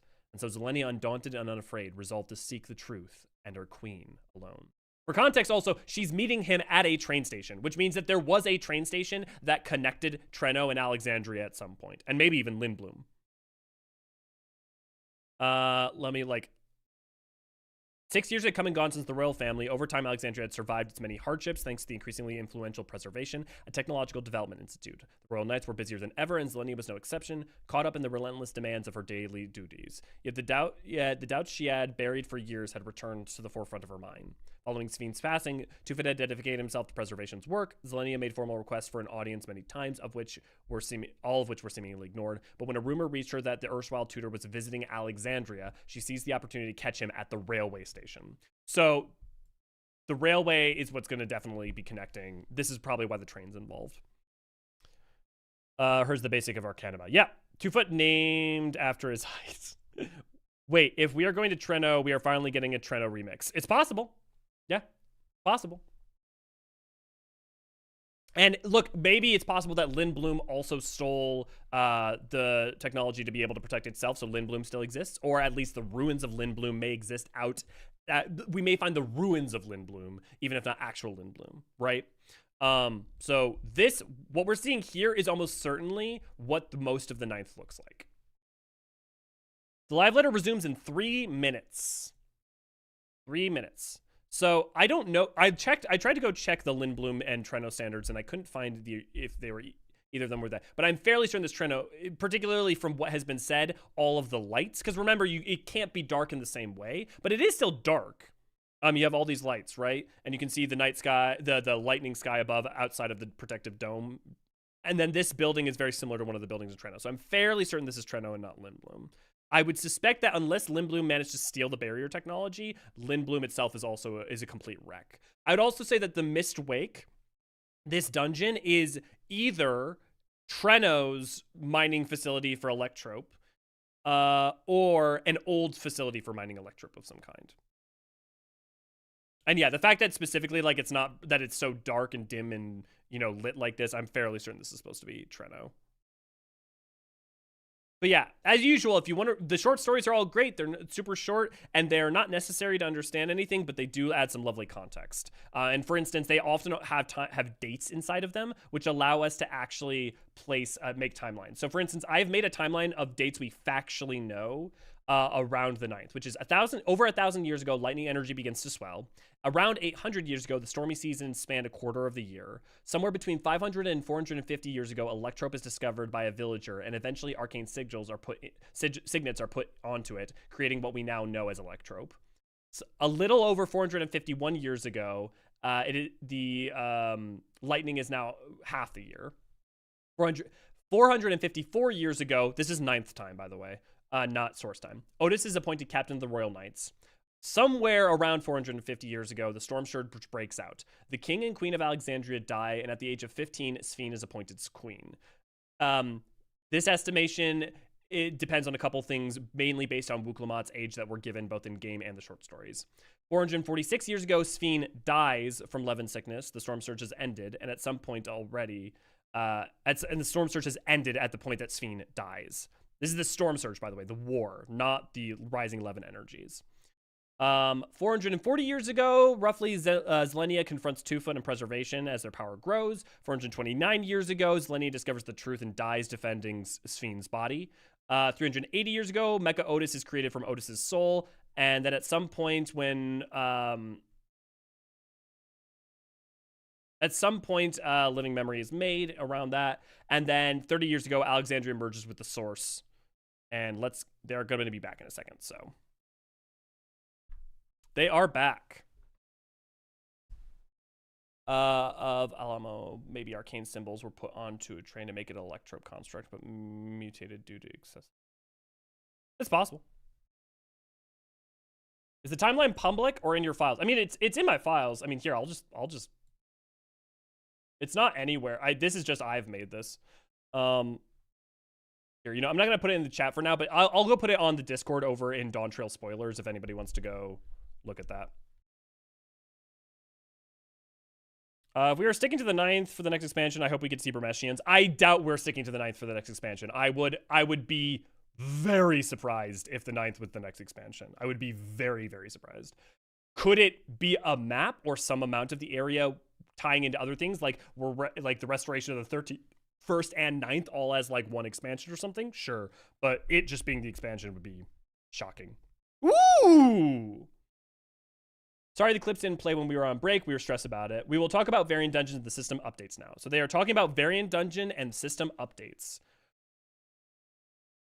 This isn't a real place. This is almost like a fake storybook. This is like us going into a storybook. This isn't an artwork. This is an in-game screenshot. This is a place we're going. Are we going into a fairy tale? Is the variant dungeon a fairy tale? That would make sense if we're fighting like a queen, like a fairy queen of Corvos. Mario Sunshine? Yeah. Yeah. New variant dungeon. The Merchant's Tale. Called it. Okay, the variant dungeon is inside of a story. That is interesting. The reason it kind of looks like Turncliffe, Lisa, is I think mainly because if you look at where Turncliffe is geographically, it's right next to Corvos, which those, and also I think that blue and white is coming from like Grecian inspiration, which is where a part of Turncliffe's inspiration comes from. It looks like concept artwork, but this is a screenshot. Yoshi P says, see? No. Foxconn says, no, that has to be fake. This can't be. This can't be. That's not right. Gridania gets shafted again. I mean, I wouldn't say shafted. If we're only getting one variant dungeon, getting somewhere outside of Eorzea when the prior three... Well, no. I mean, look, there are other places to explore. We've had a lot of Eorzea.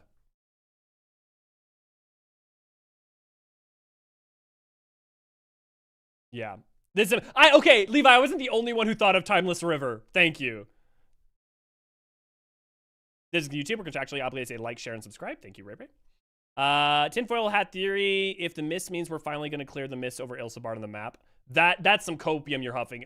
There's no way in hell that we clear the mist over Ilsabard outside of an expansion. That you'd see that in the trailer or something. Yoshi P says, Foxconn says, I still don't believe this. And Yoshi P's like, it's real. And then Foxconn's like, nah. Yoshi P's like, it suits a Pictomancer well. I wonder, though, especially this being a variant dungeon, if this is related to Corvos and Ilsabardian lore and fairy tales. That does set the groundwork for it, like, kind of tells people a little bit about Ilsabard. Remember, like, think about how important Aloe Aloe Island ended up being to 7.0. Could also be related to the Picto quest. Sure, the going into paintings. It might be tied to a dread, but I think less likely. Definitely the magics of it though, maybe. Now it's 100 Acre Woods. The screenshot looks like something out of 100 Acre Woods. Yeah, literally everyone's, yeah. Someone on the team was playing too much Kingdom Hearts 2. Pooh Bear Honey Boss. Will it drop Keyblade glams? Yeah. Yoshi P says, the NPC that's with you this time is this character. So it's a Gleaner.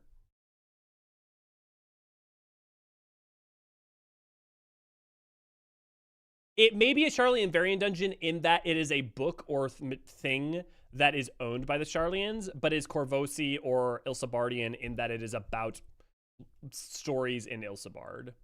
At least based off of that boss they showed us before. This first area is Ilsabardian for sure. That using that blue and white sort of Grecian look has only been associated with Ilsabard up to this point with places like Whirlit.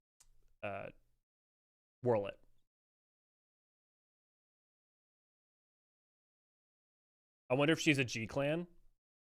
That's an interesting thought. Current crafter, you had to be. Oh yeah, she's got the feather. See, literally book fucking nailed it. Nailed it.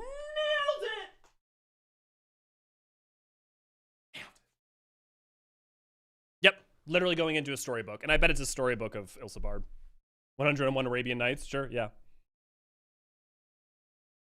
It's a Thavnarian, Corvosi, Ilsabardian variant. I mean, because Thavnar is technically considered part of the Near East, it's basically, I will bet you a lot of money as an Ilsabardian variant dungeon. And specifically, the bounty locations. So places like Whirlit, Corvos, Thavnar, areas around there. Magic book. It is the 100 Acre Woods. Yeah, it is just straight up, it is. They said in the translation, she's Yustola's relative, so Y clan. Oh, yeah, that just pops up. She is a relative of Yustola. The screenshot might explain why the dungeon looked like that on the screenshot. You're jumping into the book to explore. Let me reintroduce the variant dungeon. The Merchant's Tale. Yeah, so she's a Y tribe, which makes sense. We had multiple Y tribes now, because we had Y tribe on Fena, which also specified that Rule is dead. Which means there could be a new Y clan leader. I wonder if that'll be relevant, because they've been introduced. The fact that they've been introduced 2 Y tribe members in like succession, like why do that for no reason? I mean, maybe just for lore reasons, just for fun. But it is interesting that they bothered to specify that, like, drop that much. Okay, so, variant dungeon, NPCs. Explore a dungeon with an NPC and reveal the hidden stories within. Head to the dungeon at the behest of an NPC. Explore the dungeon with the NPC.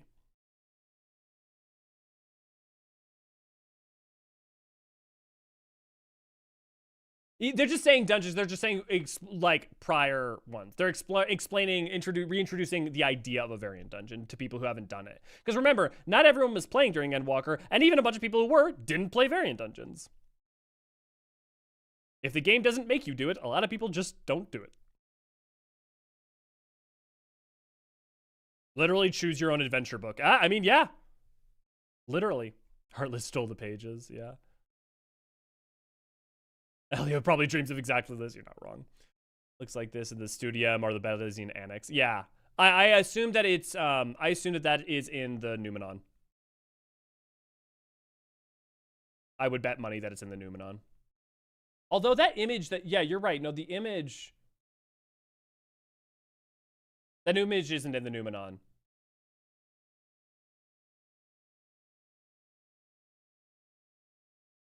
It probably is the Studium. Yeah. I was just thinking that the book probably comes from the Numenon, but no, you're probably, but from that image, you're right.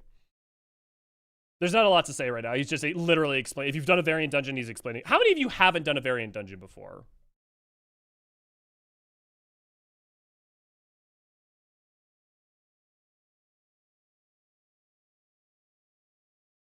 I thought they were all direct scissors with Rules the Father.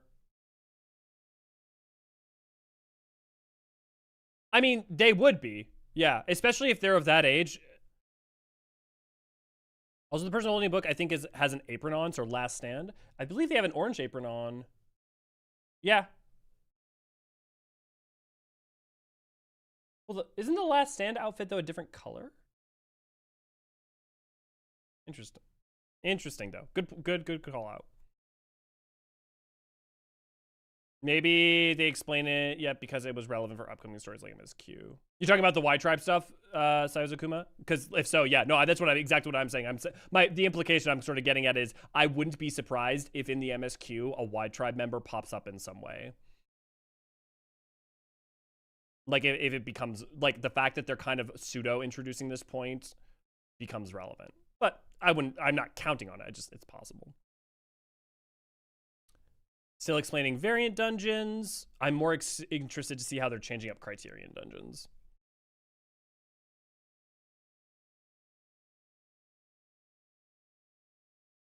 Cleared. To debate the 3rd time for Blue Mage Umbrella. Nice. Yeah, I like light blue. Last Stand outfit with light blue, if I recall. Yeah, whereas it's orange, so that's interesting. I haven't, mostly because I don't play enough to proper rotation down, though that might just be limiting myself. Jericho, you don't need to be perfect at your rotation to do variant dungeons. Also, if you want to join, we do like content like variant dungeons, and I'm sure we'll be doing it when they come out over on the Discord if you want to have people who help you out. But yeah, you don't need to be perfect rotation or proper rotation to declare variant dungeon. I would highly, highly recommend doing them too. I would say that normal variant dungeon is approaching story mode. Like, it's basically like doing duty support. Technically, you'll be solo, but they're really not that hard.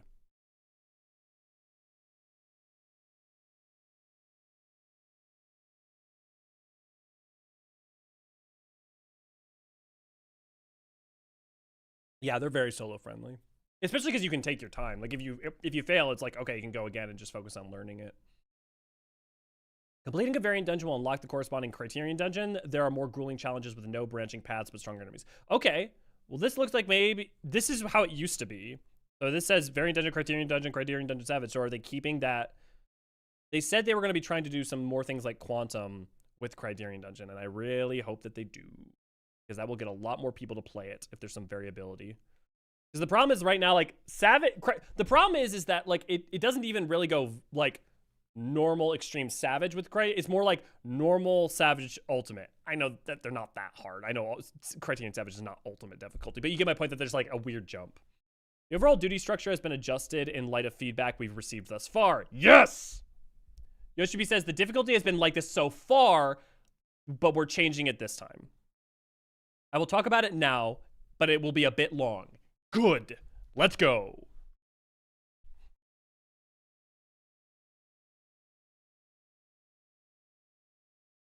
Fuka, over on our Discord, we love helping people, so don't feel bad asking for help. People, literally, there are a bunch of people who love helping people. The overall duty structure has been adjusted in light of feedback we've received thus far. Variant dungeons are the same. Variant dungeons will not be any different.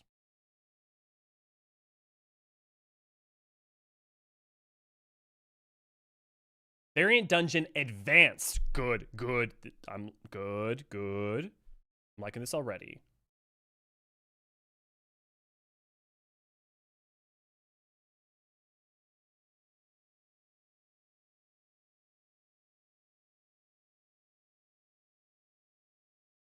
Yeah, the base variant dungeon setup was fine. There's nothing that needed to be affected. Maybe more rewards.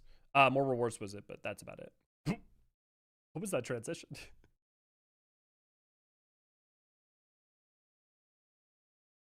With no exploration, this mode consists of the 3 boss battles from the variant dungeon, which can be attempted in any order. Okay. So now you can do boss 1, 2, or 3 in any order, which means that you could practice them. Okay, good. Are there going to be the trash mobs before them too? Diving into the heart of the content. Mode 7 transition.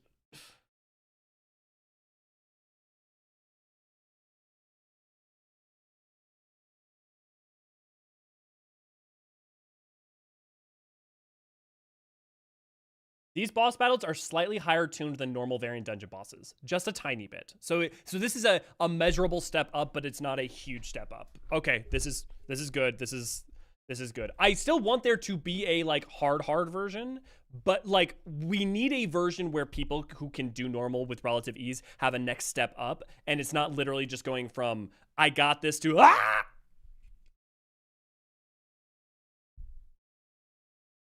No. This is variant advanced though. This is yeah. Unless you're talking about something else, great. Advanced basically is boss gauntlet now, it sounds like. So this is likely an extreme boss gauntlet. Yeah, that would be the better analogy. You can decide which boss you want to start with. Let's say boss 3. After defeating it, you get personal rewards and you can stop there. So you don't have to even defeat all the bosses in order to get rewards. You can defeat boss 3 or just boss 1 or just boss 2. I assume if you beat all of them, you get more rewards. And you can also practice each boss at your leisure this way. So if you don't have to worry about, okay, in order to practice boss 3, you have to finish boss 1 and boss 2. Yeah, the mobs, the trash between rooms in Criterion was no joke.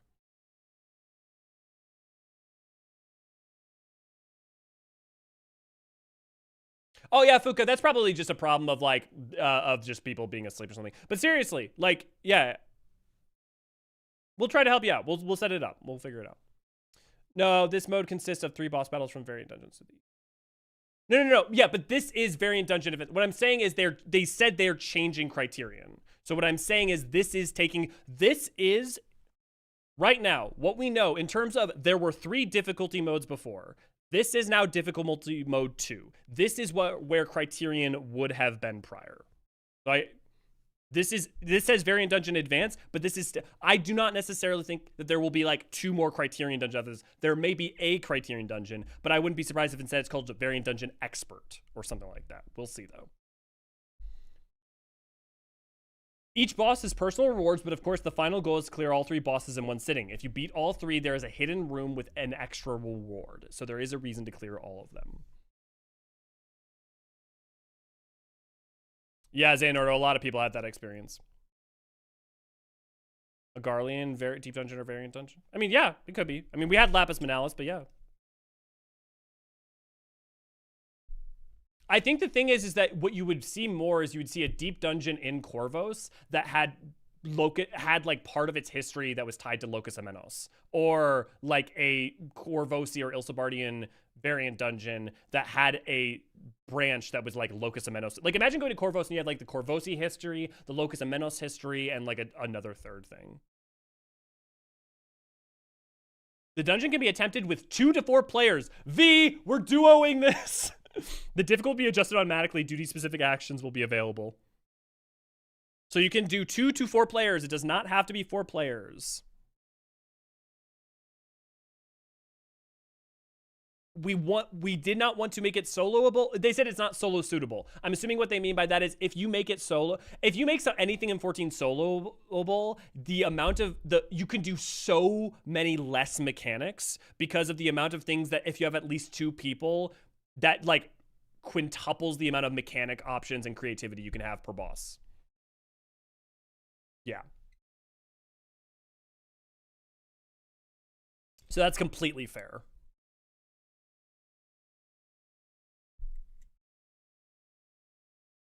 I wish they would do a restoration proc to like Donovan Enclave for a Garleans. Yeah, me too, Photos. I think they will, or if they'll do something akin to it in the future. I think they're waiting more towards that's in the forefront of the MSQ, which should be sometime in 8.0 or 9.0.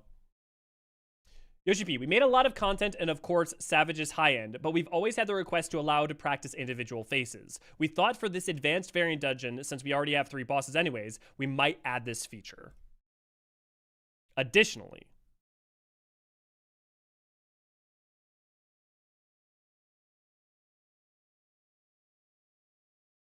that's phrased a little weirdly. I'm not sure if they're saying that this is the effective ability to practice by having 3 different bosses, or if they're saying there will be phase practicing. I wouldn't assume the latter yet.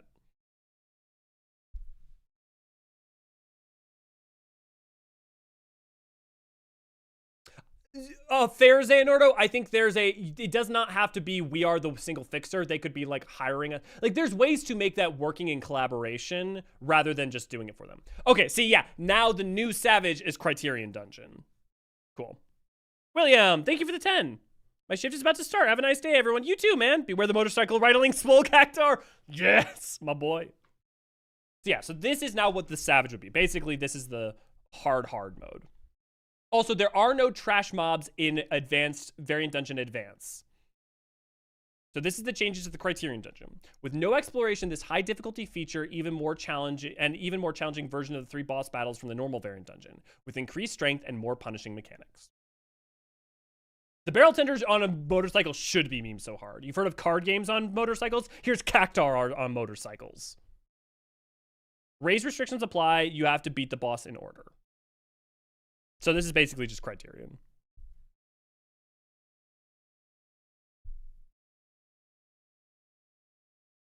Revival methods are limited, and the bosses must be defeated in a certain order if you are to receive a reward. Okay. I wonder if they'll add the 4th boss. I wonder if that's going to be one of the big changes.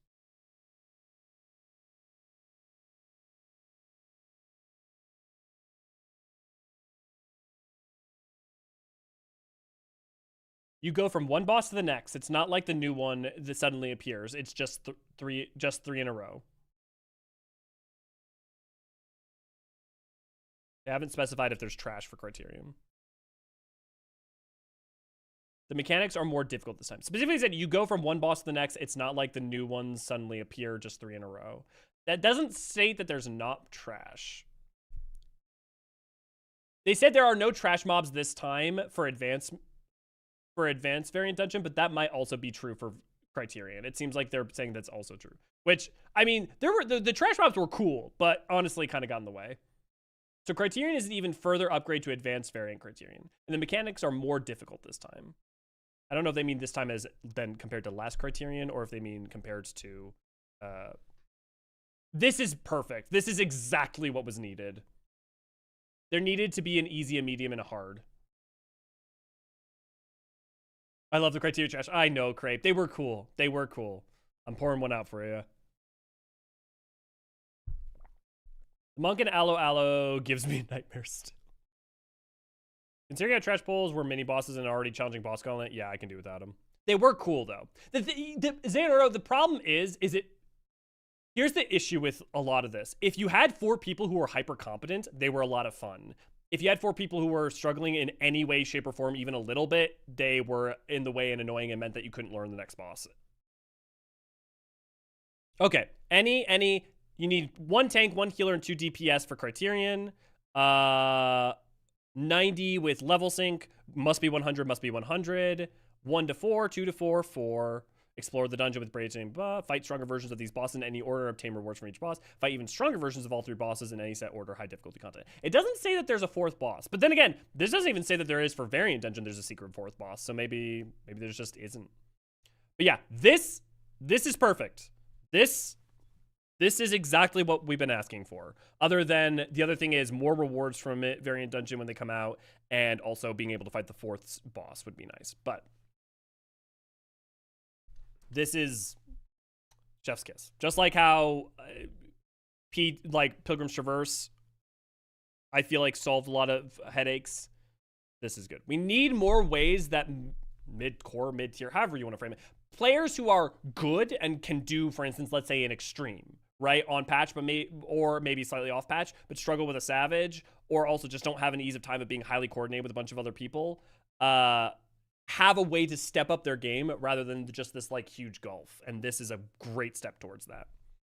I miss the savage. Hey, I mean, Crepe, maybe this Criterion, maybe this new Criterion will still fit in. You'll have to let me know. Just don't put Blue Mage Weapon behind Criterion again. Yeah.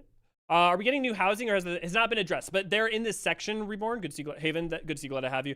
They're in this section where they will be talking about this. No new translations currently. We will be hearing about things like the raid planner, probably, and TARDIS housing sometime in this section we're in. But we don't know when. Oh my god, it is Silent Hill outside right now. I live in the mountains, and I swear to God, playing Silent Hill app was just like, oh, this is just where I live.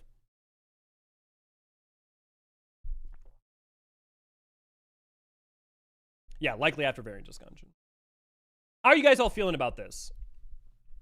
Because this really excites me. I am more excited at the idea of relatively not a bunch more new content, but more content that is not split in a huge gulf between 2 difficulties, and therefore there's a lot more of a way to step people up, or for them to have like 2 forms of to play. I think this is... I think people undervalue how many players this will get them to have a lot more to do. Because the amount of players who would enjoy playing Variant Dungeon Advanced who might not enjoy Criterion Dungeon is big. Hey, Van, thank you for the Archon. Enjoy your emotes. I'm liking it, but I'm also curious how Advanced will be in the long run. Yeah, the thing is, I don't think Advanced needs to be an eternal forever thing. It can just be like, is it fun and challenging and something kind of nice to do on repeat over time?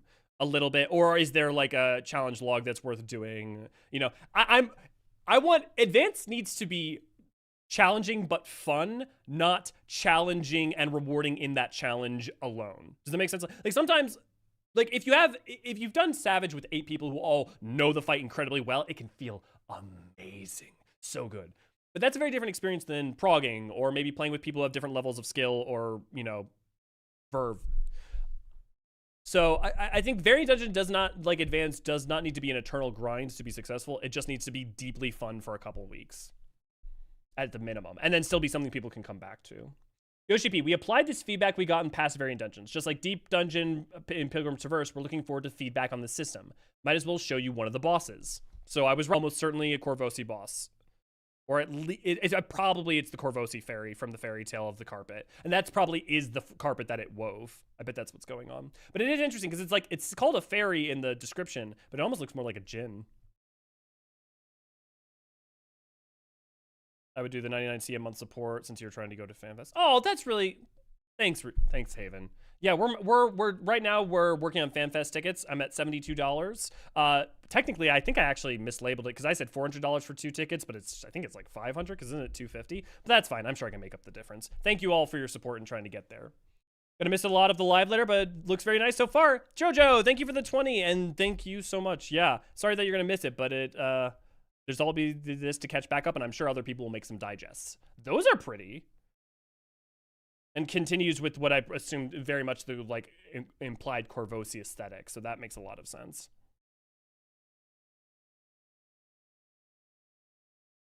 Thanks, guys. Appreciate that you're trying to help me be able to get to the fan fest. Me and V are definitely going to go.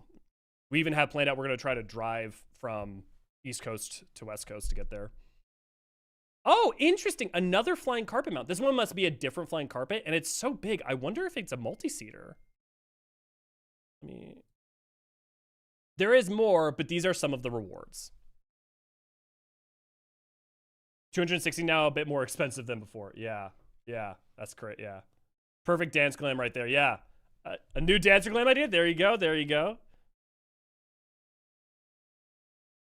Definitely gonna be a lot of dancers in those glams. Yeah. Which makes sense, because again, remember, like, Thavnair's dancer home, right? Literally, right across the Corvosi Narrow is the, right across that part of the bounty is Corvos. They're, like, literally neighbors. There used to be, mythologically at least, the Anchorite at Corvos, basically a giant statue that was said to stand and cross between both locations. So, it's like, them being aesthetically and culturally having some similarities makes total sense. Also, it's worth pointing out that we know that Al-Ra from Oathard and Ilsabard are the ones who ended up traveling to Thavnair. So there may even be an Al-Ra population. Please explore the variant dungeons at first and enjoy the story. Since you didn't believe those screenshots earlier were real, I will have to show it during the next producer live letter. So there will be some gameplay of the variant dungeon next live letter, which will be, the next live letter will be the 2nd of December? No, it'll be the Friday. It'll probably be the Friday. It'll either be the 2nd of December or it'll be 2 weeks before it'll be 2 weeks before the patch drops. So Chekhov's giant ass statue, yeah. Now some systems update. So this is probably where we'll hear about the raid planner and TARDIS housing and potentially, hopefully, maybe something else. Oh, they might be taking another break. Give me a second. No. Okay.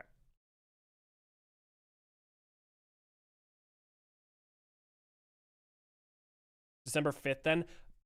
Maybe. It depends on if it's the Tuesday, yes, Dest. But otherwise, yeah. At least 3 weeks until I have plenty of time to work on crafting gear. Yeah, you'll have plenty of time. No rush. New UI color themes. Oh, nice. How many of you guys think you'd use those? I've been sticking. I like the classic. I like the simple gray. I know a lot of people use the blue. But how many of you guys think you'd like to use this?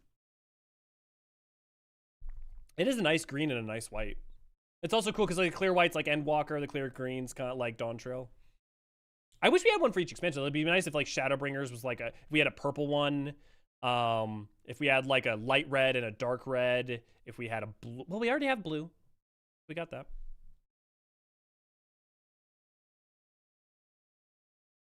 We've talked about this for a while, and we're finally implementing it. Thanks for waiting. The strategy board. This is the raid planner I was talking about.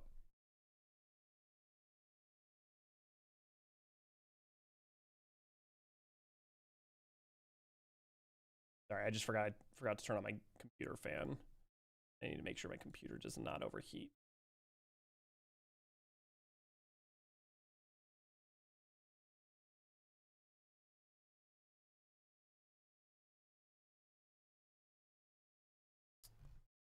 So yeah, so if you are in a raid, you're going to be able to like literally plan out. This is shared between your party. You can use this to basically plan out what your whole game plan is in order to fight and deal with mechanics and the boss. Yes. I hear all the Savage Raiders just cheering. Console rejoice. Yeah. Yep.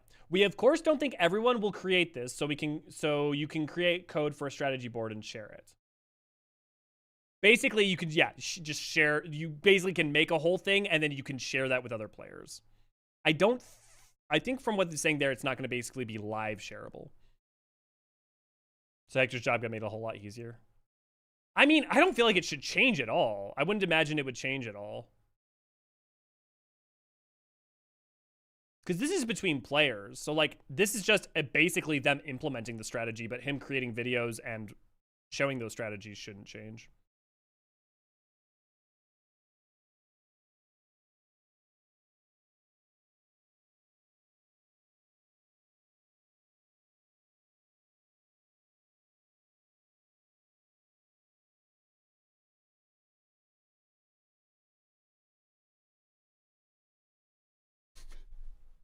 God damn it, Dex! One of my friends already sent me this image. Oh, here, I'll wait till a break. It's fucking Cactar on a motorcycle doing an Akira slide. How did someone already draw that? Okay, we have added the official markers to it, but we're planning on expanding this in the future for more free use. One thing I haven't talked about so far. Okay, is this an emote box? What? I'm curious. Okay, where's this going?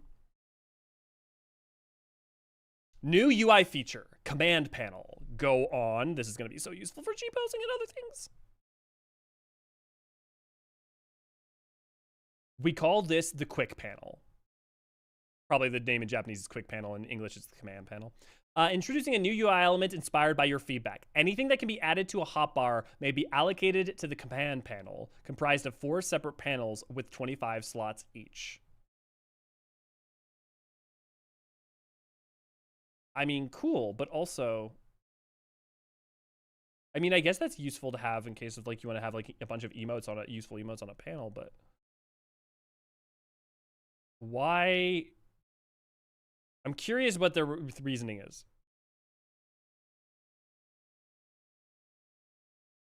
I guess if you can just type like cpan and pop it up and then close it out, that is really useful, yeah. Convenient location for functions you only want to display some of the time, e.g. emotes, gear set, macros, while saving space in here. Okay, no, yep, no, there's a lot of things I'm going to be able to remove. Finally, I can take teleport and stuff off my main hotbar.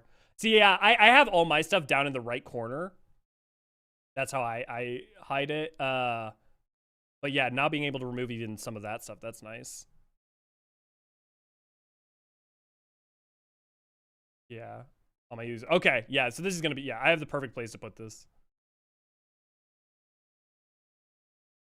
I wonder, like, so clearly you can X out of it. I wonder if you can do, like, /cpan or something to pull it up. So, yeah, so this is what it would look like a lot, or maybe that is what it, but, like, kind of how he has this stuff down here, that's what mine looks like. But it's over in the corner, because I don't use any of that stuff. I know you're asking why we're trying to explain this using a PowerPoint. It's still buggy, and I will show it during the next producer live letter. He just doesn't want to see it bug out. No, my muscle memory. Yeah. This is a very useful feature. Yeah, this will be super helpful for things like Chloe books, the dig command for maps. Yeah. Let's put those gear sets away in the command panel. See, I have a button that just shows and hides them. But I guess I can probably also even just have that hidden now. Yeah, this will help decrease clutter, which I am like a lunatic about trying to reduce as much on the screen as possible. My screen basically has much real estate in the as in the center as empty as possible. PowerPoint, we should invite him to book club.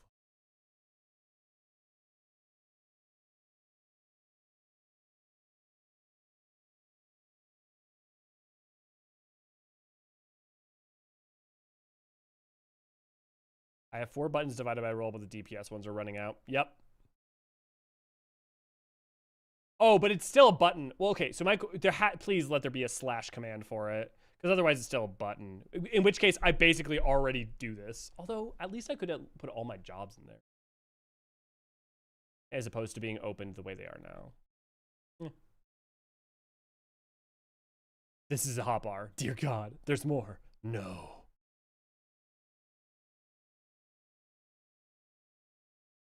We can bring them up when we want.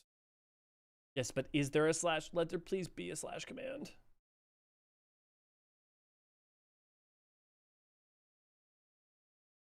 You can change the option to keep it open at all times or close it after you reuse something. Handy place to keep shortcuts to macros and items you only use every now and then. Desynth, timers, yep.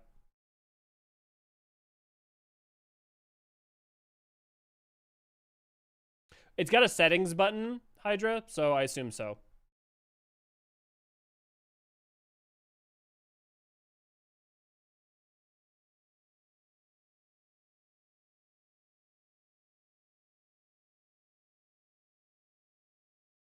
Mate cookie. Oh no, there's gonna be new food soon. I don't want to get rid of my mate cookies.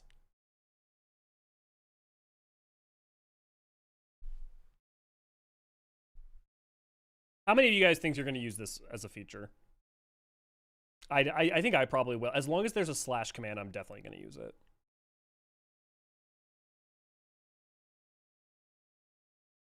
Yoshi P says I already saw something I didn't want to see. Uh-oh.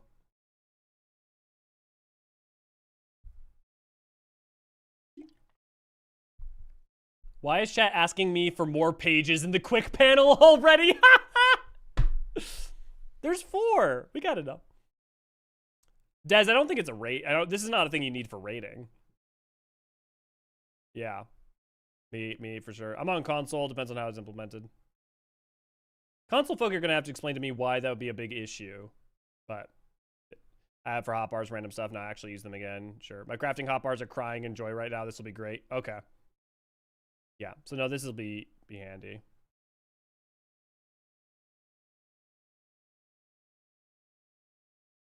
With too many pages, you might forget which button was which. Yeah.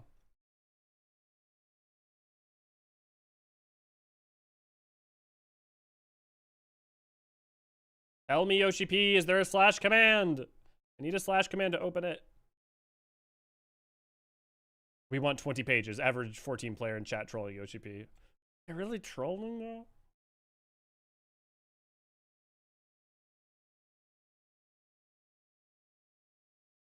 EU JP macro mechanics. Sure. Sure. Being able to have a larger amount of them. I'll be using this 100% considering hot bars, 7, 8, 9, 10 crossbars are already full, and I would be replacing them with it. Yeah. It just seems like a dump area for more I think we can use, which could mean they're looking at providing additional battle actions. No, because you have to remember, battle actions are always going to be fundamentally limited by the amount of buttons that the controllers have easy access to stunt. So I wouldn't expect this to be more battle actions. I also think that you're probably, what is it, 34 or 36? You're never, there's a finite limit ceiling on the battle actions. There's probably always going to be a give and take that where they're going to like have to remove some to add some. And also a lot of it's been also, that's why they've done a lot more transforming rather than just straight adding. Which honestly, I think the transforming is way better. Ooh! White Mage gear on Dark? Wait, are they adding cross job glamour?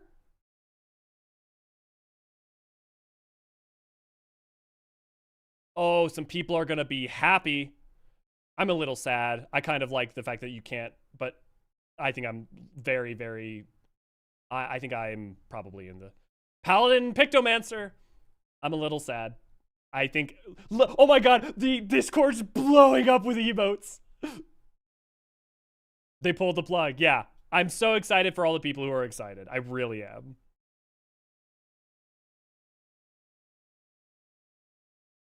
Wait, is that a Dragoon Crafter? Okay, wait. If I can wear crafting gear, with combat gear. Okay, maybe I'm back in. Maybe I'm back in, folks. Yoshi P. Well?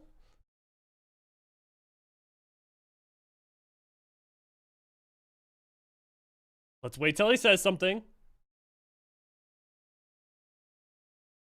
Oh, man. Fucking runs in this game are about to get so weird. Doing roulette's gonna get so weird. I did release a post about the modding community a few weeks ago. And I get that FF is changing over time.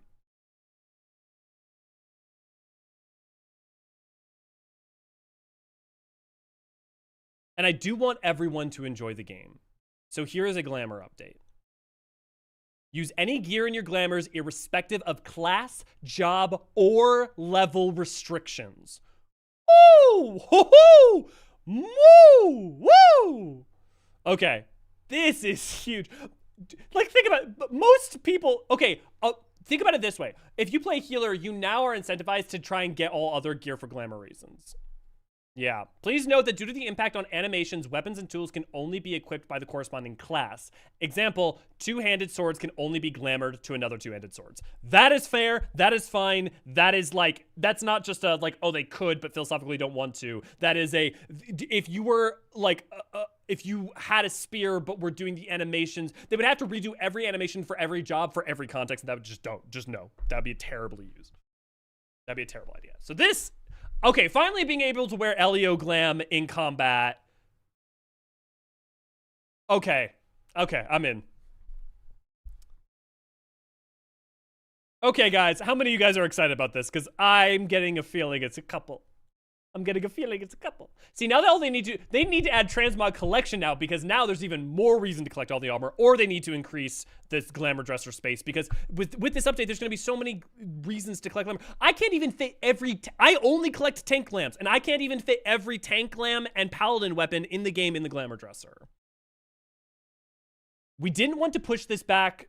We didn't want to push this back much further, so it's coming out in 7.4. And of course, everyone is asking for more space in the glamour dresser instantly. I mean, yes, because my glamour dresser is full. I don't even go out of my way to collect. I've just been collecting only tank lamps, and mine is full.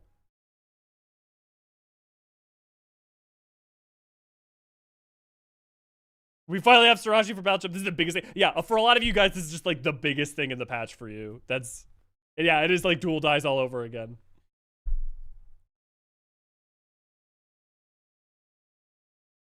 Okay, hopefully he's explaining either that he's going to add more glamour dresser space, or he's going to explain what's going on with that.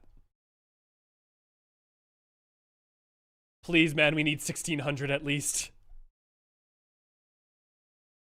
We may not, it may not, I mean, he's not necessarily saying we're getting expanded. He's just saying. No, you don't want more in the arm war. Des, I will explain to you why you do not want that, and why you cannot put more in the armoire, and because of how the armoire is literally coded. I can explain it later. But basically, the armoire does not store it; it stores the flight. All I'd say, the armoire is depreciated. Don't worry about the armoire. It doesn't. There's a bunch of reasons you can't use the armoire because of how they decided to make it in the first place. Housing were the last step, but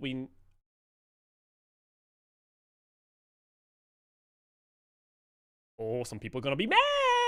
Housing was with housing, we're in the last step, but we need until 7.5. They're pushing it back again. Okay, there's only two possibilities. Either they have more than just TARDIS housing coming out, or there is some fucked up code going on there, because they pushed it back twice. I've never seen them push back anything twice.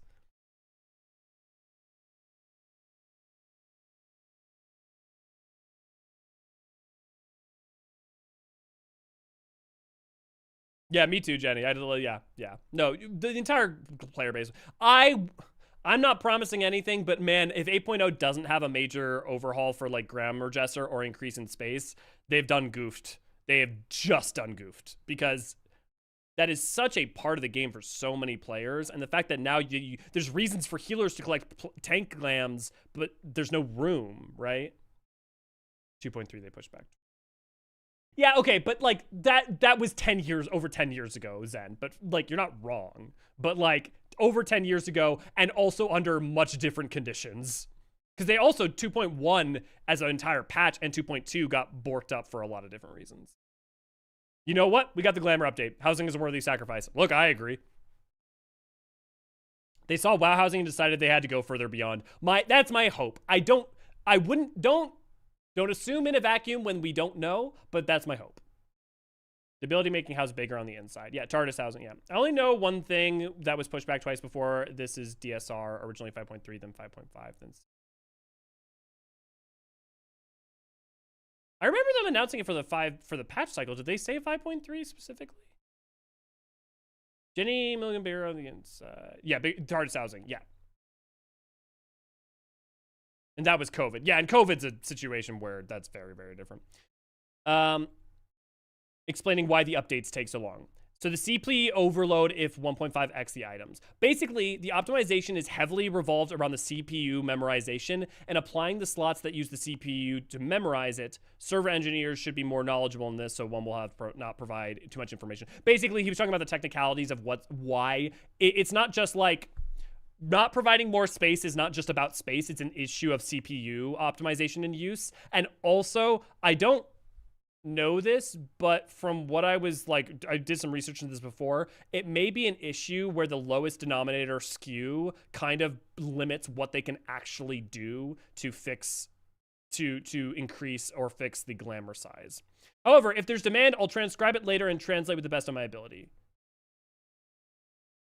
Luna was like, okay, I'll explain what he's saying specifically if people want it later. And then Luna, just the link just has like 700 likes immediately, and Luna's just like, holy fuck, you guys.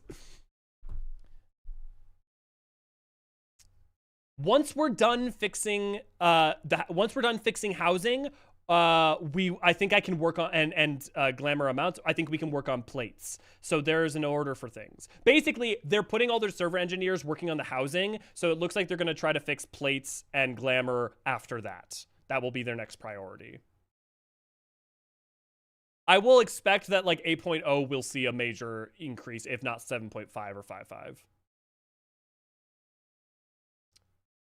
So there's an order for things. Yeah. Foxhound, we don't want to increase the public field count.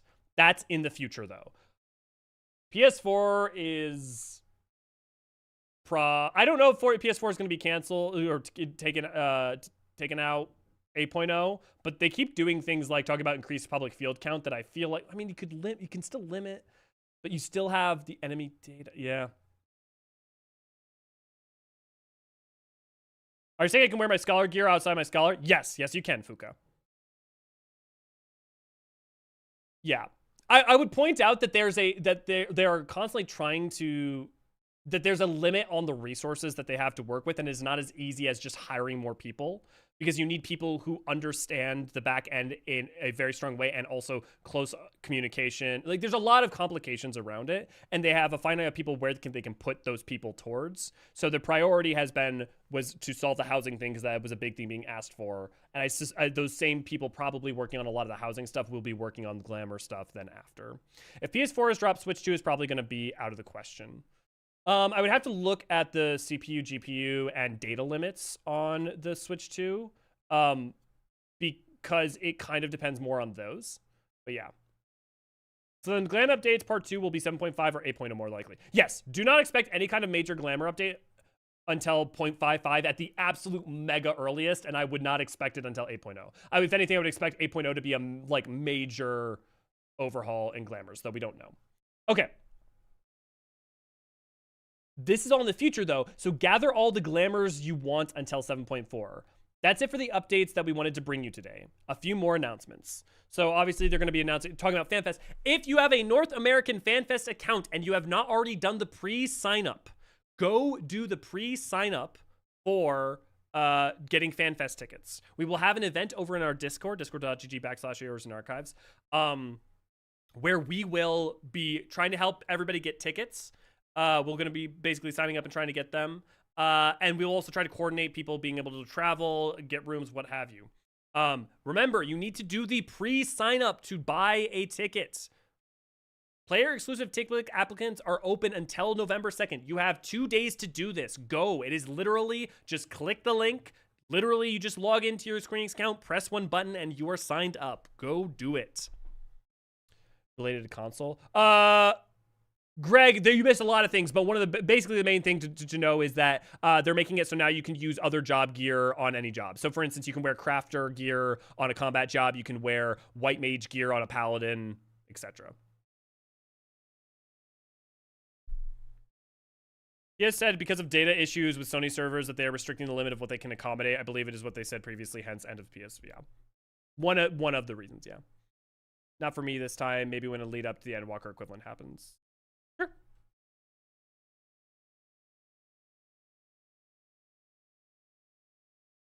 I will say, just so you know, Jericho, that's going to be in like probably 6 years, 5 to 6 years. So this is how it works. You got the 14 player exclusive drawing, play guide, member exclusive drawing. Oh, sorry, this is Eorzean Symphony. This is different. I'm going to watch this in case there's thing. Okay. Anybody have any thoughts, questions? So obviously what we know, so they didn't talk about blue. Remember, it doesn't mean that there's not, so for instance, we don't know that there's not going to be a blue update just because they didn't talk about it this time. But we are getting the new Arcadian. We are getting the new MSKin trial. We are getting a new Cosmic Planet. We are not getting TARDIS housing in 7.4. I'm shocked that they pushed it back, but honestly, given the reasons, it's interesting. We are getting the raid planner. We are getting 3 new jobs in the Occult Crescent. They are Gladiator, Dancer, and Mystic Knight. And we are getting new variant dungeon. We did hear about Manderville. We don't know about Blue Mage, and we don't know about custom delivery. Although, honestly, I wouldn't guess that we would get a custom delivery since they didn't mention it. December 16th is the patch. Savage was, what, January 6th? I think it's January 6th, yeah. Yeah. Again, it's still possible that it could show up in part 2, so don't bemoan.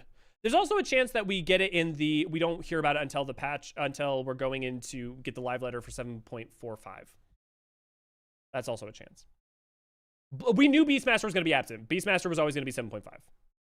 Beastmaster was always, we knew was not going to be it. The only question is, we were told there would be a blue update, and if there's no blue update for 0.4, it would be weird because then it'd be the same. The only place left is the same as Beastmaster.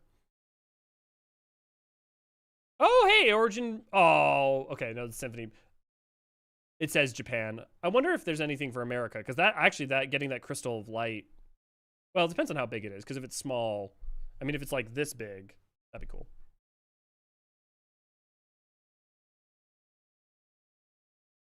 Yeah. Beastmaster was alive. Beastmaster has been known to be 7.5 for a long time.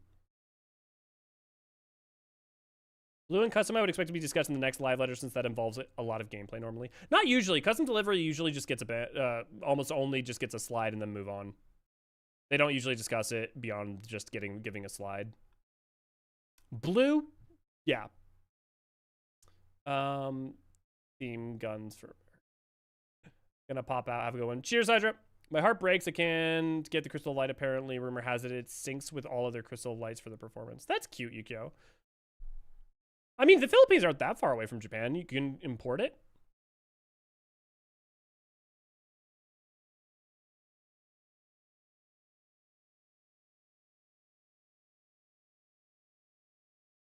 HB's talking about.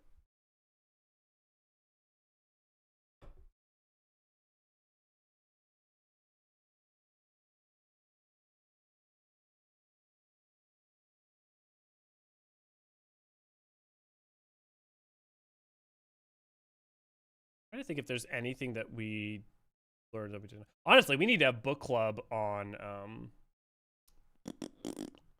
Gotta have book club on. Honestly, just from what we know from the live letter, because there's so much to talk about. Starting Tuesday, I'll be playing 14 for 90 hours. Oh, Yushbi says starting Tuesday, I'll be playing Final Fantasy 14 for 90 hours nonstop. Play testing.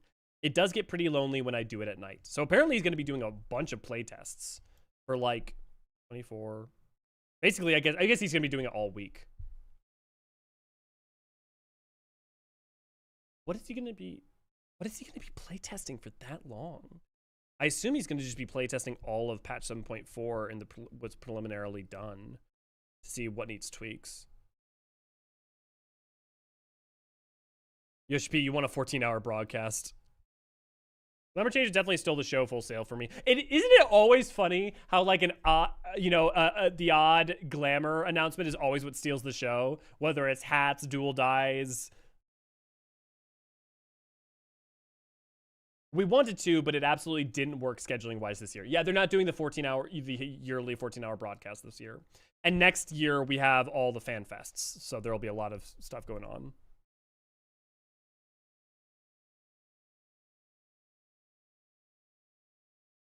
Please, not Necromancer.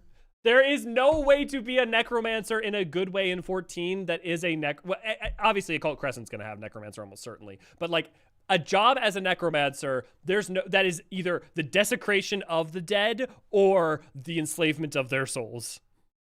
Now, Necromancer as it is in 5, where you're basically, like, decaying yourself more so and not affecting others. Kind of different. But as like every example of necromantic magic in 14 is explicitly evil. God damn it, Infinite. I bet the unlock job for Glamour is going to get a lot of hate. I think I'll get a lot of love. I think if you go online and you decide to like look at the like loud minority, you'll hear a lot of hate. I think it's mostly going to get a lot of love. I think the vast majority of people are going to be excited and enjoy it. I think you will find some very strongly opinionated people who are going to be like, this is terrible. It destroys identity for jobs, blah, blah, blah. I'm not, even I'm a little bit reticent of like, you know, I kind of like that jobs have a specific identity that, you know, tank armor is tank armor and that you don't look like a tank if you're a tank. Like, I even find myself more in that camp. And I still even think, no, this has a bunch of strengths and good sides and is going to get a lot of people excited.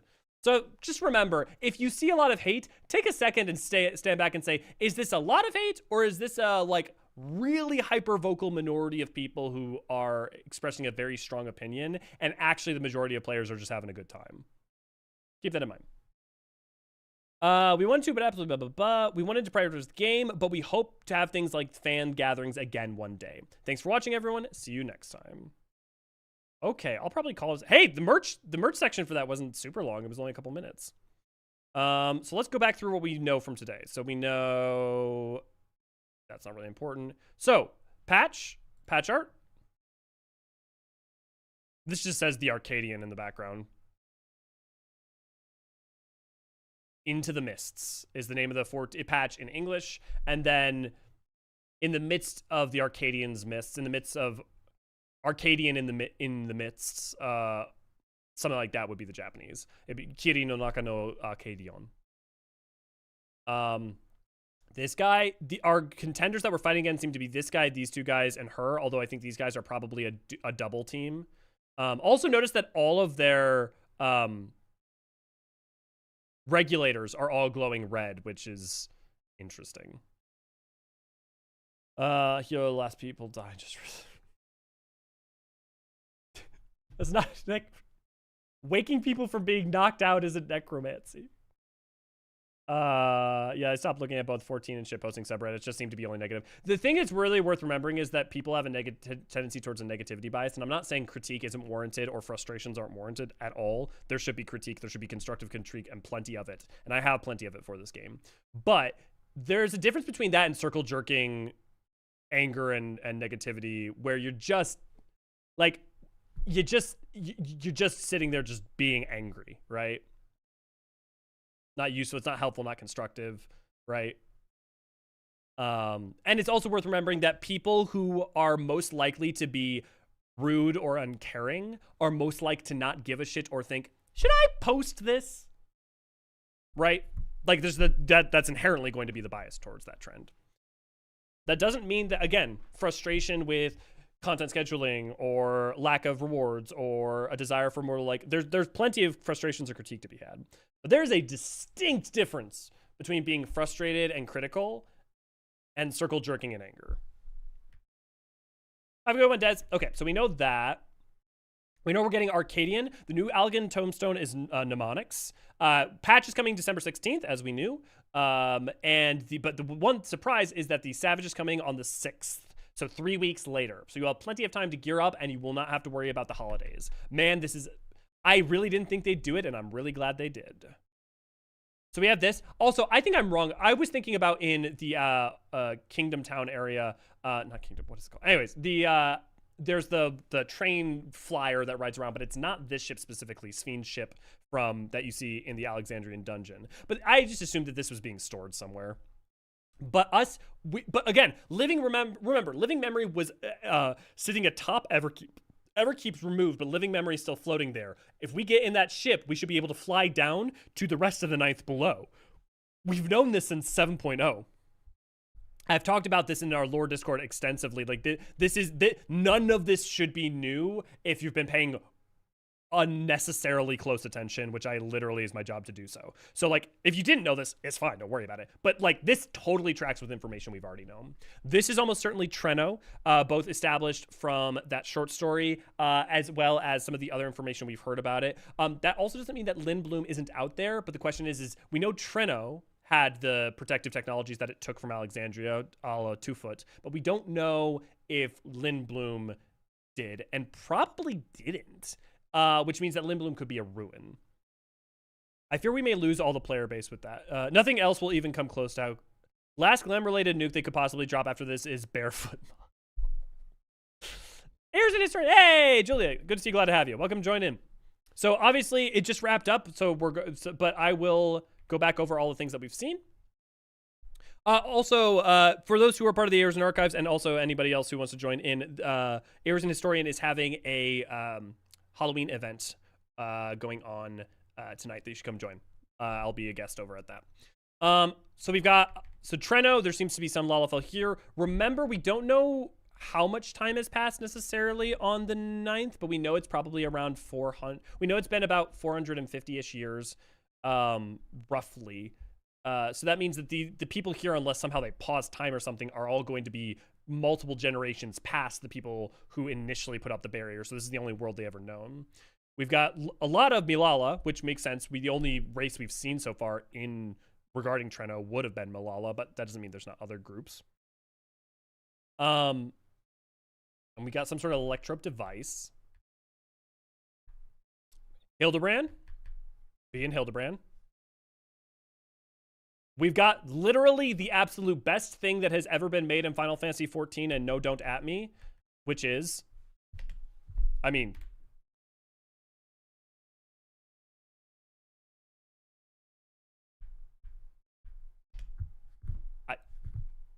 it's perfect. It's perfect. It's perfection. I mean, they might as well just stop the game now. I mean, like, they're never going to make something better. It's glorious. Oh, I didn't show the barrel tender art. Let me show that, yeah. So I got sent this in the middle that literally they made this not like 10 minutes after. This is by Fenrirson. Kira slide barrel tender. It's so good. I'm saving that. It's so good. It's so good. Then we've got the new dungeon, which I'm guessing is an raw electrope processing facility, seeing as we know that they would have probably had to dig deeper and deeper in order to be able to get electrope because not everyone had a huge reserves of it.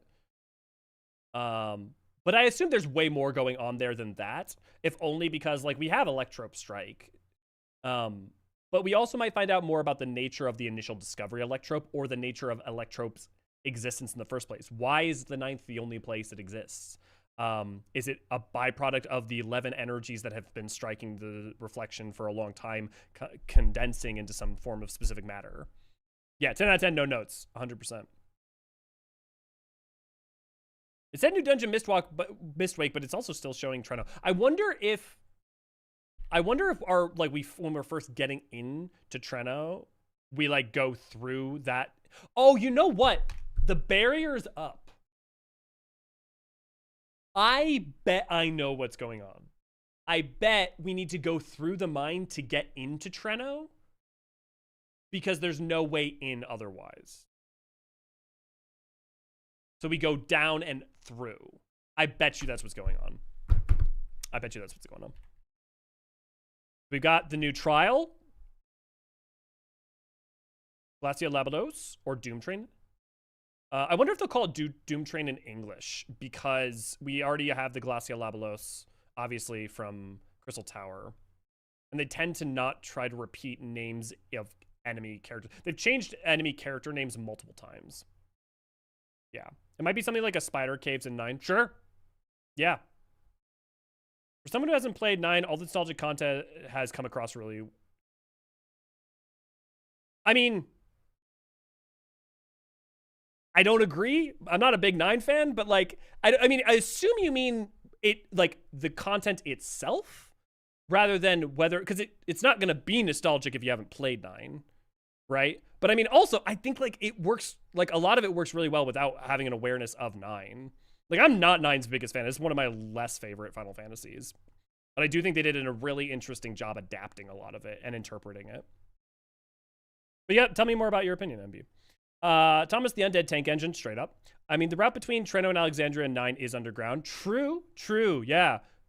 And they even had what's its face from the underground route as a boss in the Underkeep. To no one's surprise, my Blue Sky feed is full of glam hype. I mean, yeah, You'd be surprised. Think about this. Remember, you're not just, oh, I can now wear White Mage Glam as a paladin. If you love a paladin top but then love the dress bottom, right? You can now wear that. Like you can make, it's not just that it's as one job I can wear another thing. It's you can mix and match everything. And so that's huge. Reddit is mostly complaining about lack of housing. I mean, they're right to be frustrated. They're not wrong to be frustrated. But also, it's like, okay. I had the same issue with 6.0 post-patch with 0.4. The music was stellar, but I feel they replaced the actual 14 story with implants from other games. I've got bad news about how much that's also true of the prior expansions. If you don't know, like the amount of for Crystal Tower is just FF3, right? Plus Graha. There's the amount of beats from other things are like common. I think the important thing though is that I don't like Golbez and the Four Fiends and how they're interpreted in the 6.x patches isn't FF4. And like visually, yeah, it is just those things. But the interpretation of them as from the 13th and a desperation for salvation and how those are reinterpreted, I do think is actually quite like a really smart way to use 14's lore and storytelling, and how does it interpret this version of incarnation of it in the same way that they don't just have Sphene like be Garnet, right? Or the same way that they don't have Otis is not just Steiner, or the way that Alexandria doesn't just like use Alexander or something. Or there's a Everkeep, and Alexandria is a much more interesting way of reinventing that idea. I'm sure, you know, like Necron as a primal, and specifically the way it is incarnated within the confines of the story rather than just as an existential eldritch deity at the end of time, right? Very different. Eureka Orthos makes me feel like I need to be switched on through every floor, which is exhausting. Yeah, Eureka Orthos is absolutely like that. Stunt, 100%. That PT has been great. Pilgrim Shore has been great. I can do my Kefkiwa cosplay with the bow. Yeah, there you go. I want to beat up the train from hell. I want to walk in the book. I want to finally replace my full Samurai Yori, Samurai Glam helmet with a proper one from Delta Escape. There you go. Yeah, see, lots of exciting things.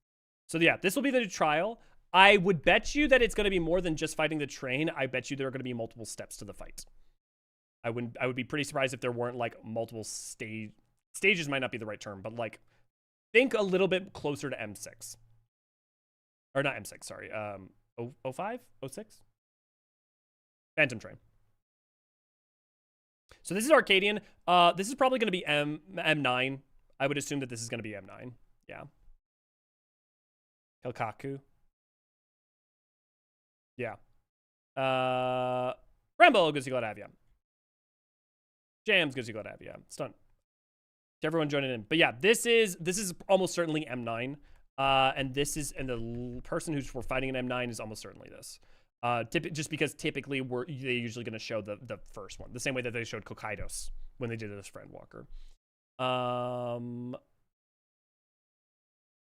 This may or may not be our 12 guy. I assume it is, and I assume our 11 guy is going to be the Brute Unabominator again. Well, the Unreal is Tsukuyomi, which shouldn't be surprising. It was always going to be Tsukuyomi Shinryu, and probably more likely to be Tsukuyomi. Duty support, we're getting Zemail, Darkholm, and Aurum Vale, which means in 7.5 we will get Dusk Vigil and Shisui the Violet Tides, which should end all need. So duty support should be finished in terms of it'll support everything that Trusts doesn't.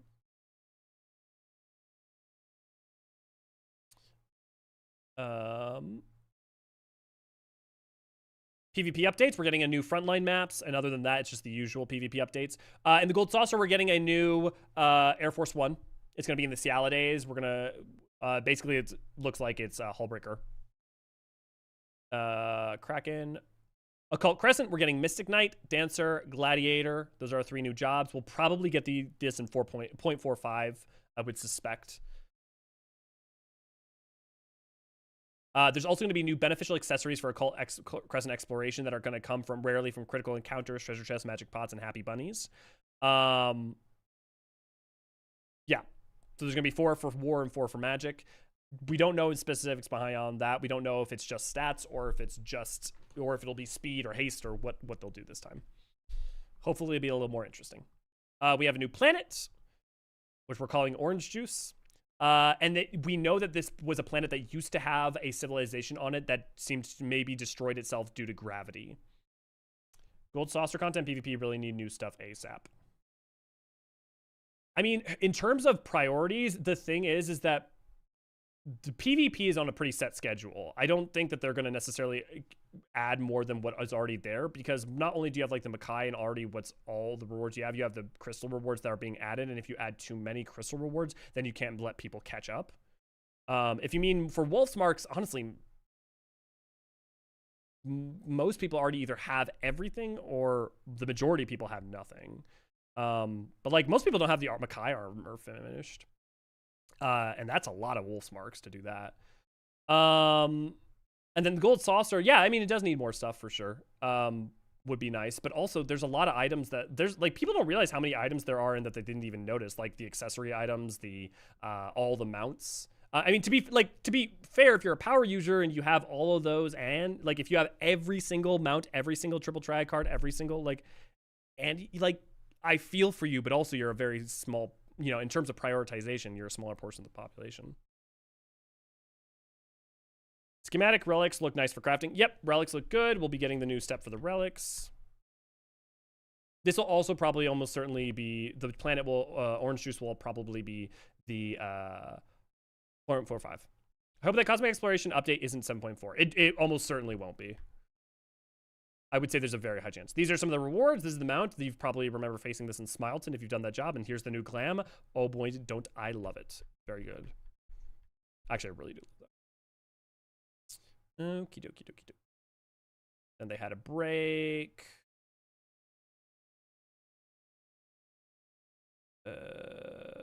Then we got the new variant dungeon, like I was talking about at the start, which is the Merchant's Tales, which is a storybook, basically, that we go into with 3 different routes. I'm almost certain those routes are all going to be tied to Ilsebard. The main reasons being that this example that we see is in structure is obviously very similar style to Whirlit and some of the obviously real-world Grecian, you know, the blue and white architecture and ideas. At least I think Grecian.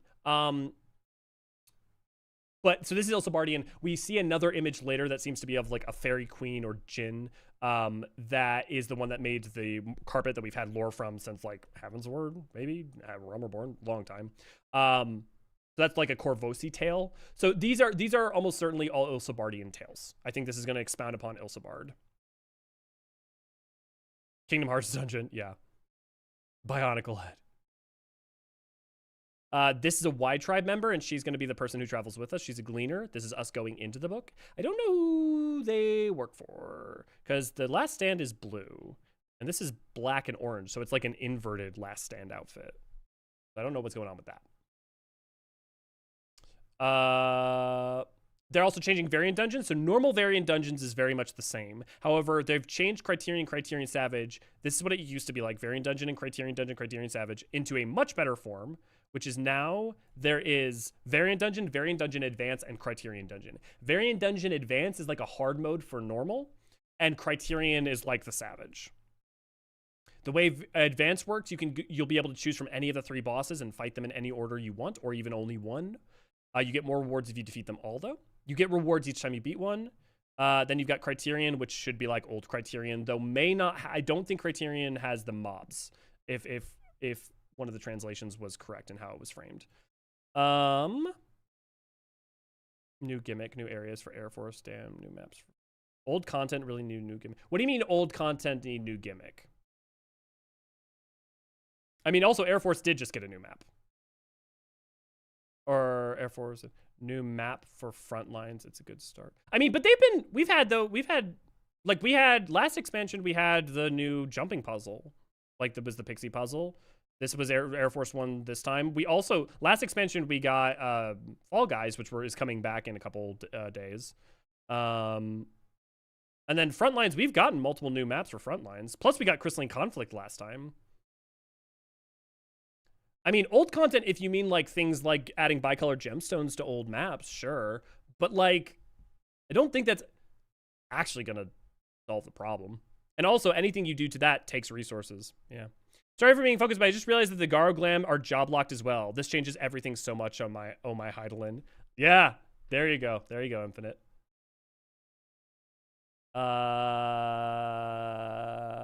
Also, to be clear, Greg, I'm not saying I don't want more things. I'm just saying in terms of prioritization, I don't think overly putting a bunch of resources on older content is inherently a good idea when the ratio of people who tend to not go back and do that is much higher than people think. It should bring back some of the older gates to Gold Saucer. What do you mean, Zen? They haven't... Unless I'm missing something, I don't know of any gates that they took out. Because the gates are based on time. Like, all the jumping puzzles are there. It's just that you get different possible jumping puzzles depending on which branch of 20 minutes you get. Same with Any Way the Wind Blows or Slices Right or Air Force One.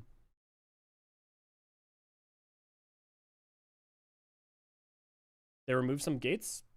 Did they?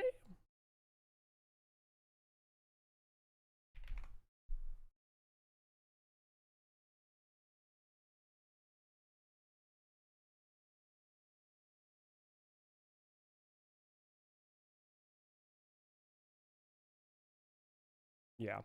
What gates did they remove? Because I'm looking through every gate that they've ever had, and I don't see any of them. No. Retired gates. I found the list you're talking about. Skin change, we can believe, the time of my life, vase off. There we go. Yeah, 3 of them. You are given 3 vase items you need to deliver for specific employees in Gold Saucer, however bandit patrolling the various areas.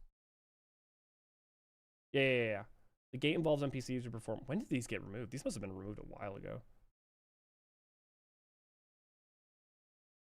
So, to be fair, Time of My Life exists in game. It's just in Fates. It's in the Guardian Restoration. They still do it all the time. Mischievous Imp. A mischievous imp is disguised itself to look exactly the same as NPCs. You'll be a lot of NPCs that look almost identical, so you'll have a subtle differences among them to find the fiendish imposter. Okay, yeah, skin changers. Yeah, okay, vase off and skin changers could be fun. Sure. Or at least a version of them. I mean, to be fair, vase off is basically already in Fall Guys. I mean, part of the issue is, and I understand why they do this, but I wish Fall Guys wasn't like seasonal turned on and off. I get why they do it. It makes sense, but they removed it. I don't know. I didn't see where it said where they removed it. But it must have been a while, because I did a lot of Gold Saucer and Stormblood, and I don't remember seeing them. Wish it wasn't 100 wins for the Achieve. Yeah, it's a lot. It's a lot, Bramble.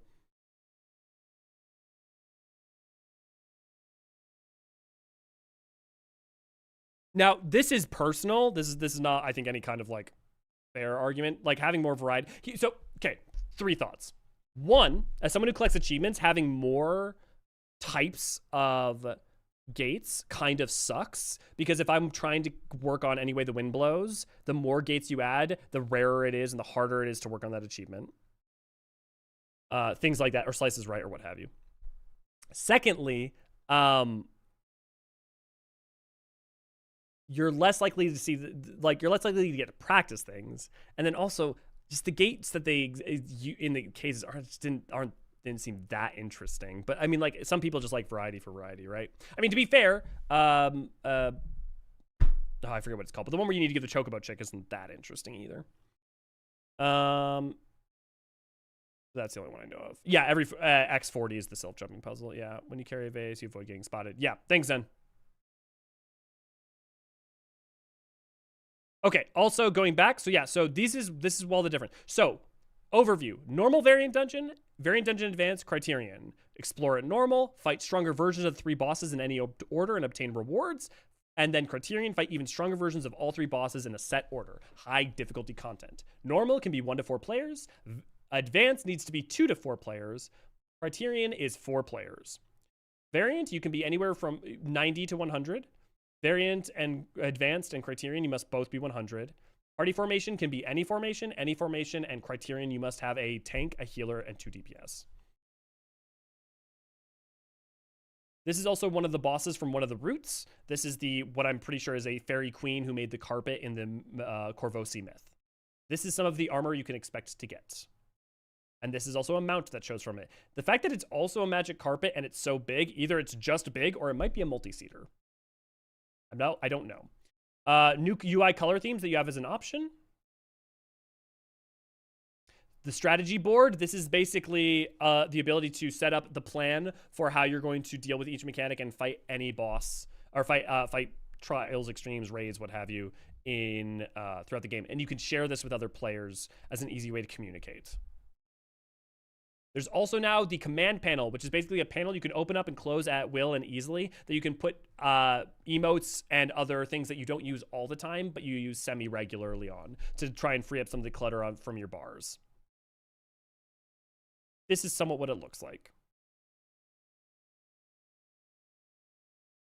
Also, the big thing, they are now making it so any job can wear any glam.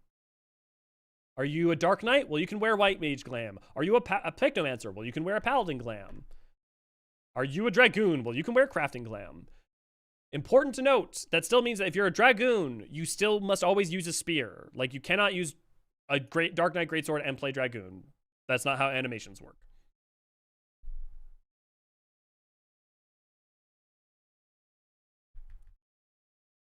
So that's the glamour update. Use any glamour in your glamour irrespective of class, job, or level restriction. That level restriction is also big because that means you can now effectively glamour a higher level of glamour onto a lower level gear, which is in the past you could only go up, you couldn't go down.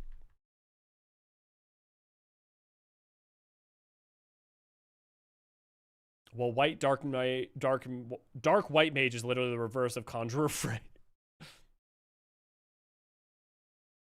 Yeah, glam system is epic and is running well. Yeah. Also, Yoshi P, it said with that after they finish the housing, it seems like they're going to be putting their engineers towards trying to work on and fix, trying to update, what am I trying to say here? Trying to update glamours. The problem with glamours is not just an issue of like just server space or just the back end. It's also a problem of how like the CPU and data is stored. And so they didn't say this, but the possibility is that the amount of data and CPU limitations mean that whatever their lowest common denominator is may be the thing that's kind of preventing them from a mass change in this direction. But they didn't say that specifically. It just seems like that's the implication from some of the technical things they were pointing out. Right now, Illuna, Minori, or Muna, one of them is, I think, translating the technical information that Yoshi P was explaining. So I'm going to wait for a little bit and try to see if they get that up and then cover it. Dancer with Paladin glam. Oh, boy. Gotta love that heavy plate dancing. Again, friendly reminder, if you have not, go do the pre-sign up for FanFest. All you have to do is basically click a couple buttons, and it's like 2 buttons, and then you are signed up. If you want to get tickets for FanFest, do this. Player exclusive ticket application. You must sign up for the ticket application that will close on November 2nd. In order to be able to buy a ticket early. Ooh. Excuse me. So how are we all feeling? I'm going to hang out for a little bit longer in case Illuna happens to put up the technical translation. Sleepy? Yeah. Yeah, I might get a good nap in before tonight.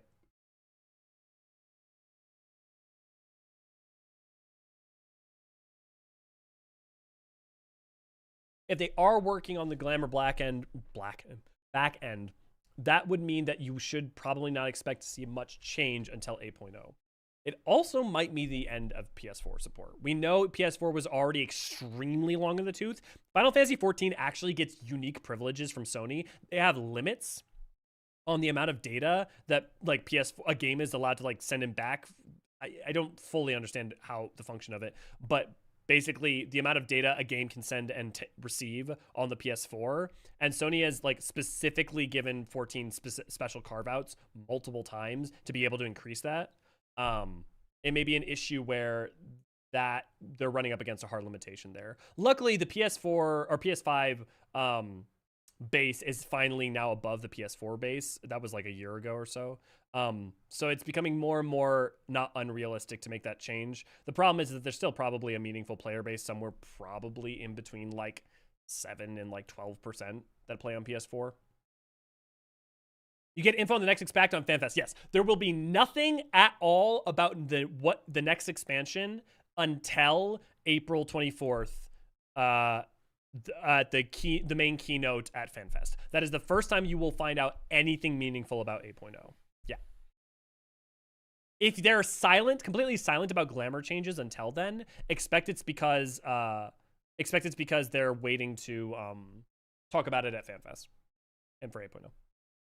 I'm excited for the Air Force One update. I wish they didn't have so many leaps of faith and had different games for gates, not more gates, just more variety. See, that's funny. We just had the exact same discussion. I said the exact reverse. But yeah, there are other people who you're echoing that sentiment, so you're not alone. Some of my friends stop playing because they get less than 40 FPS on a Ivalice Alliance raids. Yeah. I mean, to be fair, there are things you can do to increase that FPS, but honestly, the fact that the PS4 can get 40 FPS on that is in and of itself kind of amazing. If you turn off visual effects, you turn off the amount of people loaded in unnecessarily. Like, there are things you can do, but it's still probably not going to get you 60. That's just somewhat of a reality. But yeah, I mean, look, the PS4 is over a decade old. The PS4, if I'm not mistaken, came out in 2014, maybe 2013. The expectation to be able to play it on what is current content, especially after graphics update, is the fact that it can play it is in and of itself kind of a miracle. Yeah, PS4 generation has been very long and tool. 2013, thanks. Yeah. I'm not saying that to say, like, well, we need to get rid of PS4. It's just holding us back. But, like, you know, there are limits. There are literal design things they cannot do in the game because of I don't know that the PS4 is necessarily their min spec. Their PC min spec might technically be lower. But for instance, the fact that they cannot assume SSD, like that the SSD standard is not the standard for this game yet, that it still has to be account for a hard drive, amongst other things, is a big issue. I noticed some hiccups in performance for a few people in the Savage Raid 2s, and even when turning down effects and graphics. Yeah. Yeah, it's tough. That's real tough. At least used PS5s are now more and more real, like a real option. You know, the PS5 itself has been out for what, 5 years?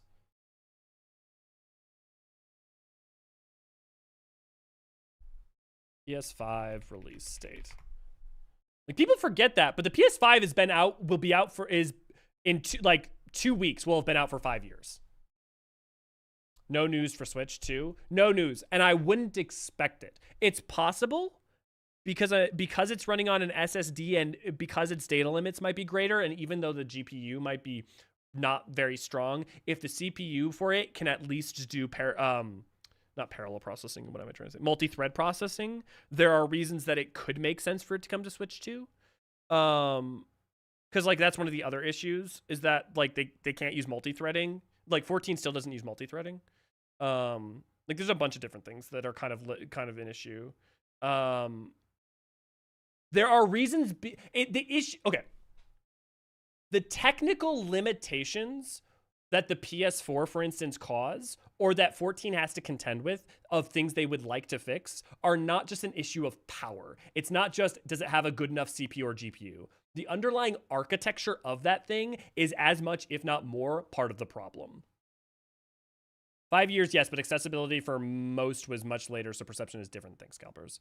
I mean, to be fair, that wasn't just a scalper issue. That was also an issue of just like development, production lines and COVID and whatnot going on. But the thing is, Dest, is that people having that attitude, that hasn't, PS5s being very highly available has been true for about 2 or more years. Like, it's still been multiple years that that's been the case. Pretty sure PS4 has 8 cores, so it could easily do multi-threading. I don't... Give me a second. I remember just looking into this the other day.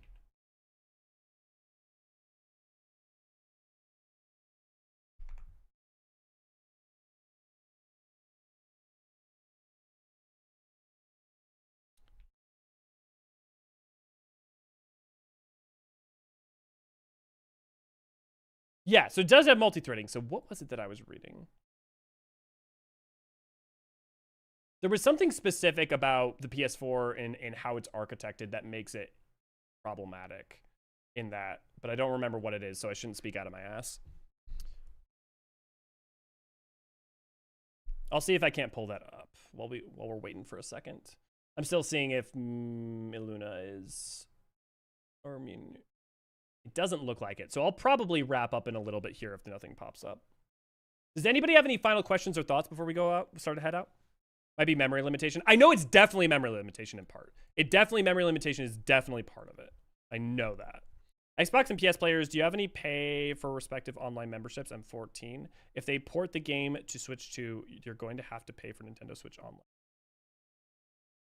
Yeah, I assume, though, like, if someone is already playing on PlayStation or Xbox, they don't need to play on Switch, right? Handheld PCs being a new wave, making playing 14 portable a whole new experience. The game feels so fun on Steam Deck. Yeah, so that, like, to that point, right? Another good place for it for 100% to be that you could play it is instead of buying a Switch, you could buy a Steam Deck. Especially if there's another SKU that ends up coming out anytime in the next year or two. Yeah, Steam Deck works very well for 14. Yeah, I've seen a lot of people play it that way. Okay, yeah, final calls. I'll give it 3 more minutes. And then we'll just head out. I will post the technical details over in the Discord whenever they do pop up, though, because I'm very interested to see the technical conversation that's being had on the specific limitations around Glamour, because I suspect that some of the issues are part of it. Well, now I'm so curious. What was...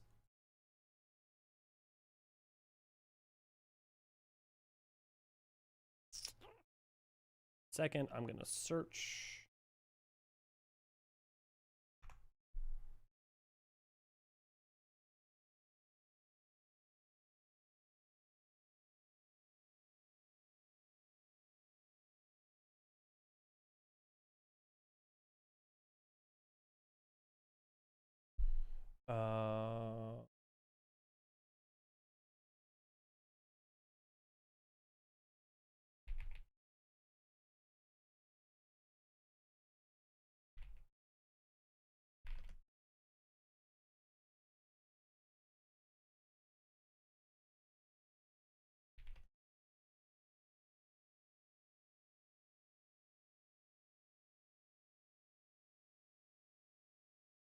PvP action adjustment. We made Paladin better again. Yeah. Girlfriend has a Lenovo Legion. She loves for PC games and uses 14 on it from time to time. Yeah, I hear nothing but good things, and every time I've like seen people running on PC handhelds for 14 has been great. Yeah, no problem, Bramble. Also, Bramble, whenever you're ready, like especially with Cult Crescent coming back, I'd love to bring back Exploration Night. Also, when we get to Content Drought, I definitely know that I'm going to be doing a whole bunch of Eureka, Bosnia, and Cult Crescent for sure. I find it a bit funny that Frontline says yet another map, yet they still can't give Rival Wings its second map back. I think, like, part of the problem there is that until they give Rival Wings a roulette, Rival Wings will effectively be... The thing is, I think they're pretty much okay just focusing on Frontlines, which seems to be slightly more popular because it's more, like, Zergy and not strategic, and then using Rival Wings for Tombstone events and just going with that. The thing is, if they gave Rival Wings a roulette, if they just gave Rival Wings a roulette, it would make it so much more popular. Thank you for the stream. Yeah, no problem. I heard a lot for new update. Yeah, me too. I'd love that. Yeah, glad they don't doing the good work. I sad to hear the New World just... Yeah, New World effectively going on life support really sucks. That was sad to hear.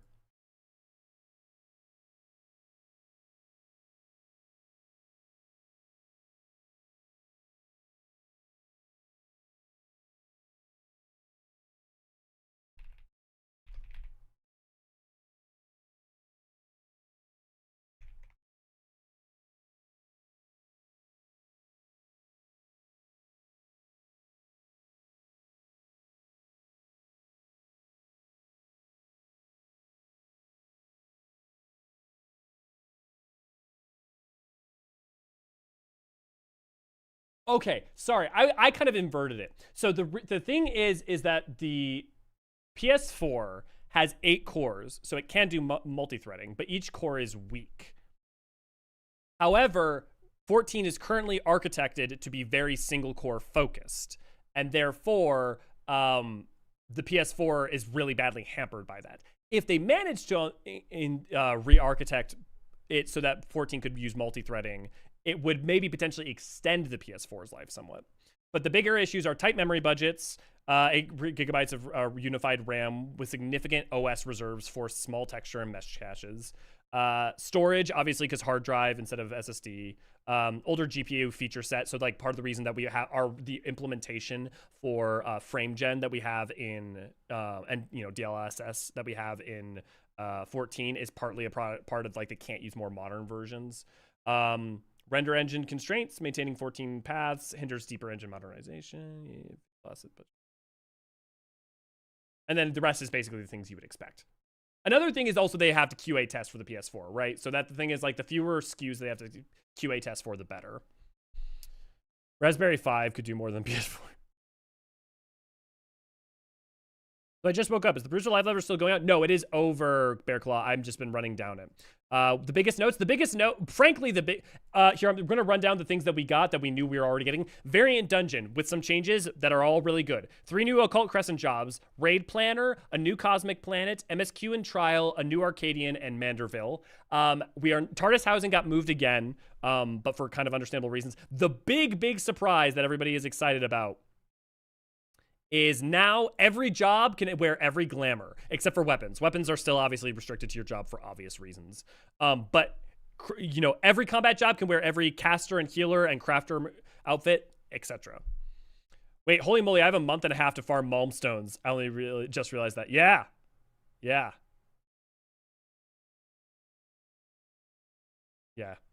We don't know that PS4 is being sunset.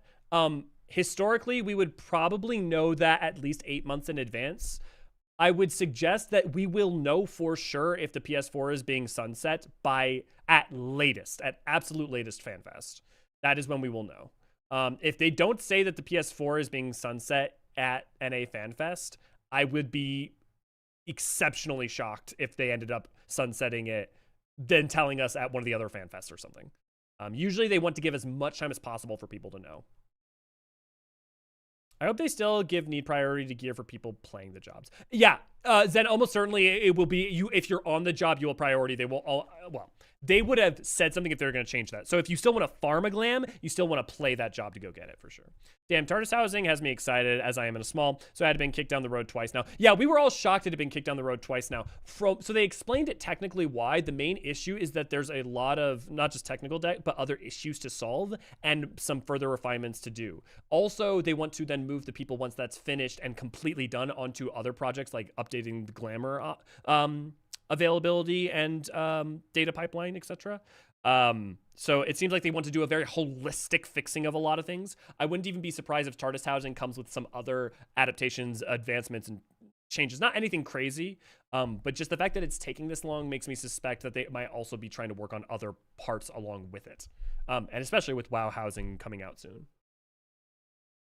And WoW housing looks amazing, but also it should, seeing as they're architecting it in, the 14 housing has existed for over 10 years.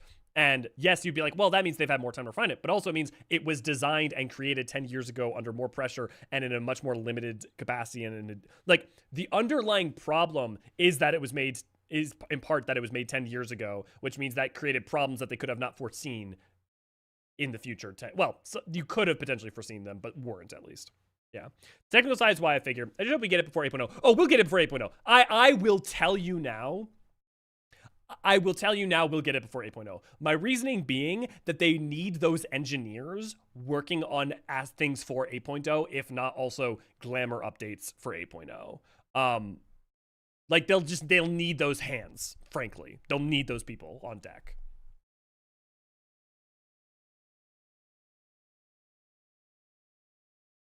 Okay. Yeah, nothing from Iluna. So I'm going to go ahead and call it there. Any final questions or thoughts before we head out? How long was this one? This was, only 2 hours and 40 minutes. Slightly under 3 hours. This is pretty short. Which, I mean, makes sense. It's a part 1. This is why they split them up into 2 parts. I'm going to give it a second, and then I'll call it out. Glamours, agreed. Just knowing that somehow EverQuest housing system, which made almost 8 years before Final Fantasy 1 even came out, was better than 14's points for instance neighborhoods. So I don't know EverQuest, so I can't speak to the reasons why, but I would also point out that that's like a good example of the problem is we have this idea that, well, new is going to be better, but the thing is that the underlying architecture is poor, which everything about 1.0's underlying architecture was poor. That's what hamstrings you. Yeah. Okay. I'm gonna head out, guys. Final reminder that patch is in December 16th. Savage is 3 weeks later. We are going to have another live letter. It should usually be about 2 weeks before patch. So expect it to be around the 2nd. It may be a little after, a little before, depending on if it's a Tuesday or not. And yeah, exciting times. You can come join us at our Discord at discord.gg/Eorzean Archives or watch our videos over on the channel. I should have a short out either today or tomorrow about the title screens for Final Fantasy XIV. Also, I'm now on ADHD medication, and turns out that's really helpful for being more productive. So yeah, didn't need to know that, but it's helping me be more productive, and that has me excited. Oh, also, happy Halloween, everybody! Happy Halloween! Oh, I should have like either worn a cosplay or should have got. We have a cactar pumpkin upstairs. I should have brought him down. Oh well. Okay. Have a great night, everybody. Infinite, if you could link up the last links to the Discord.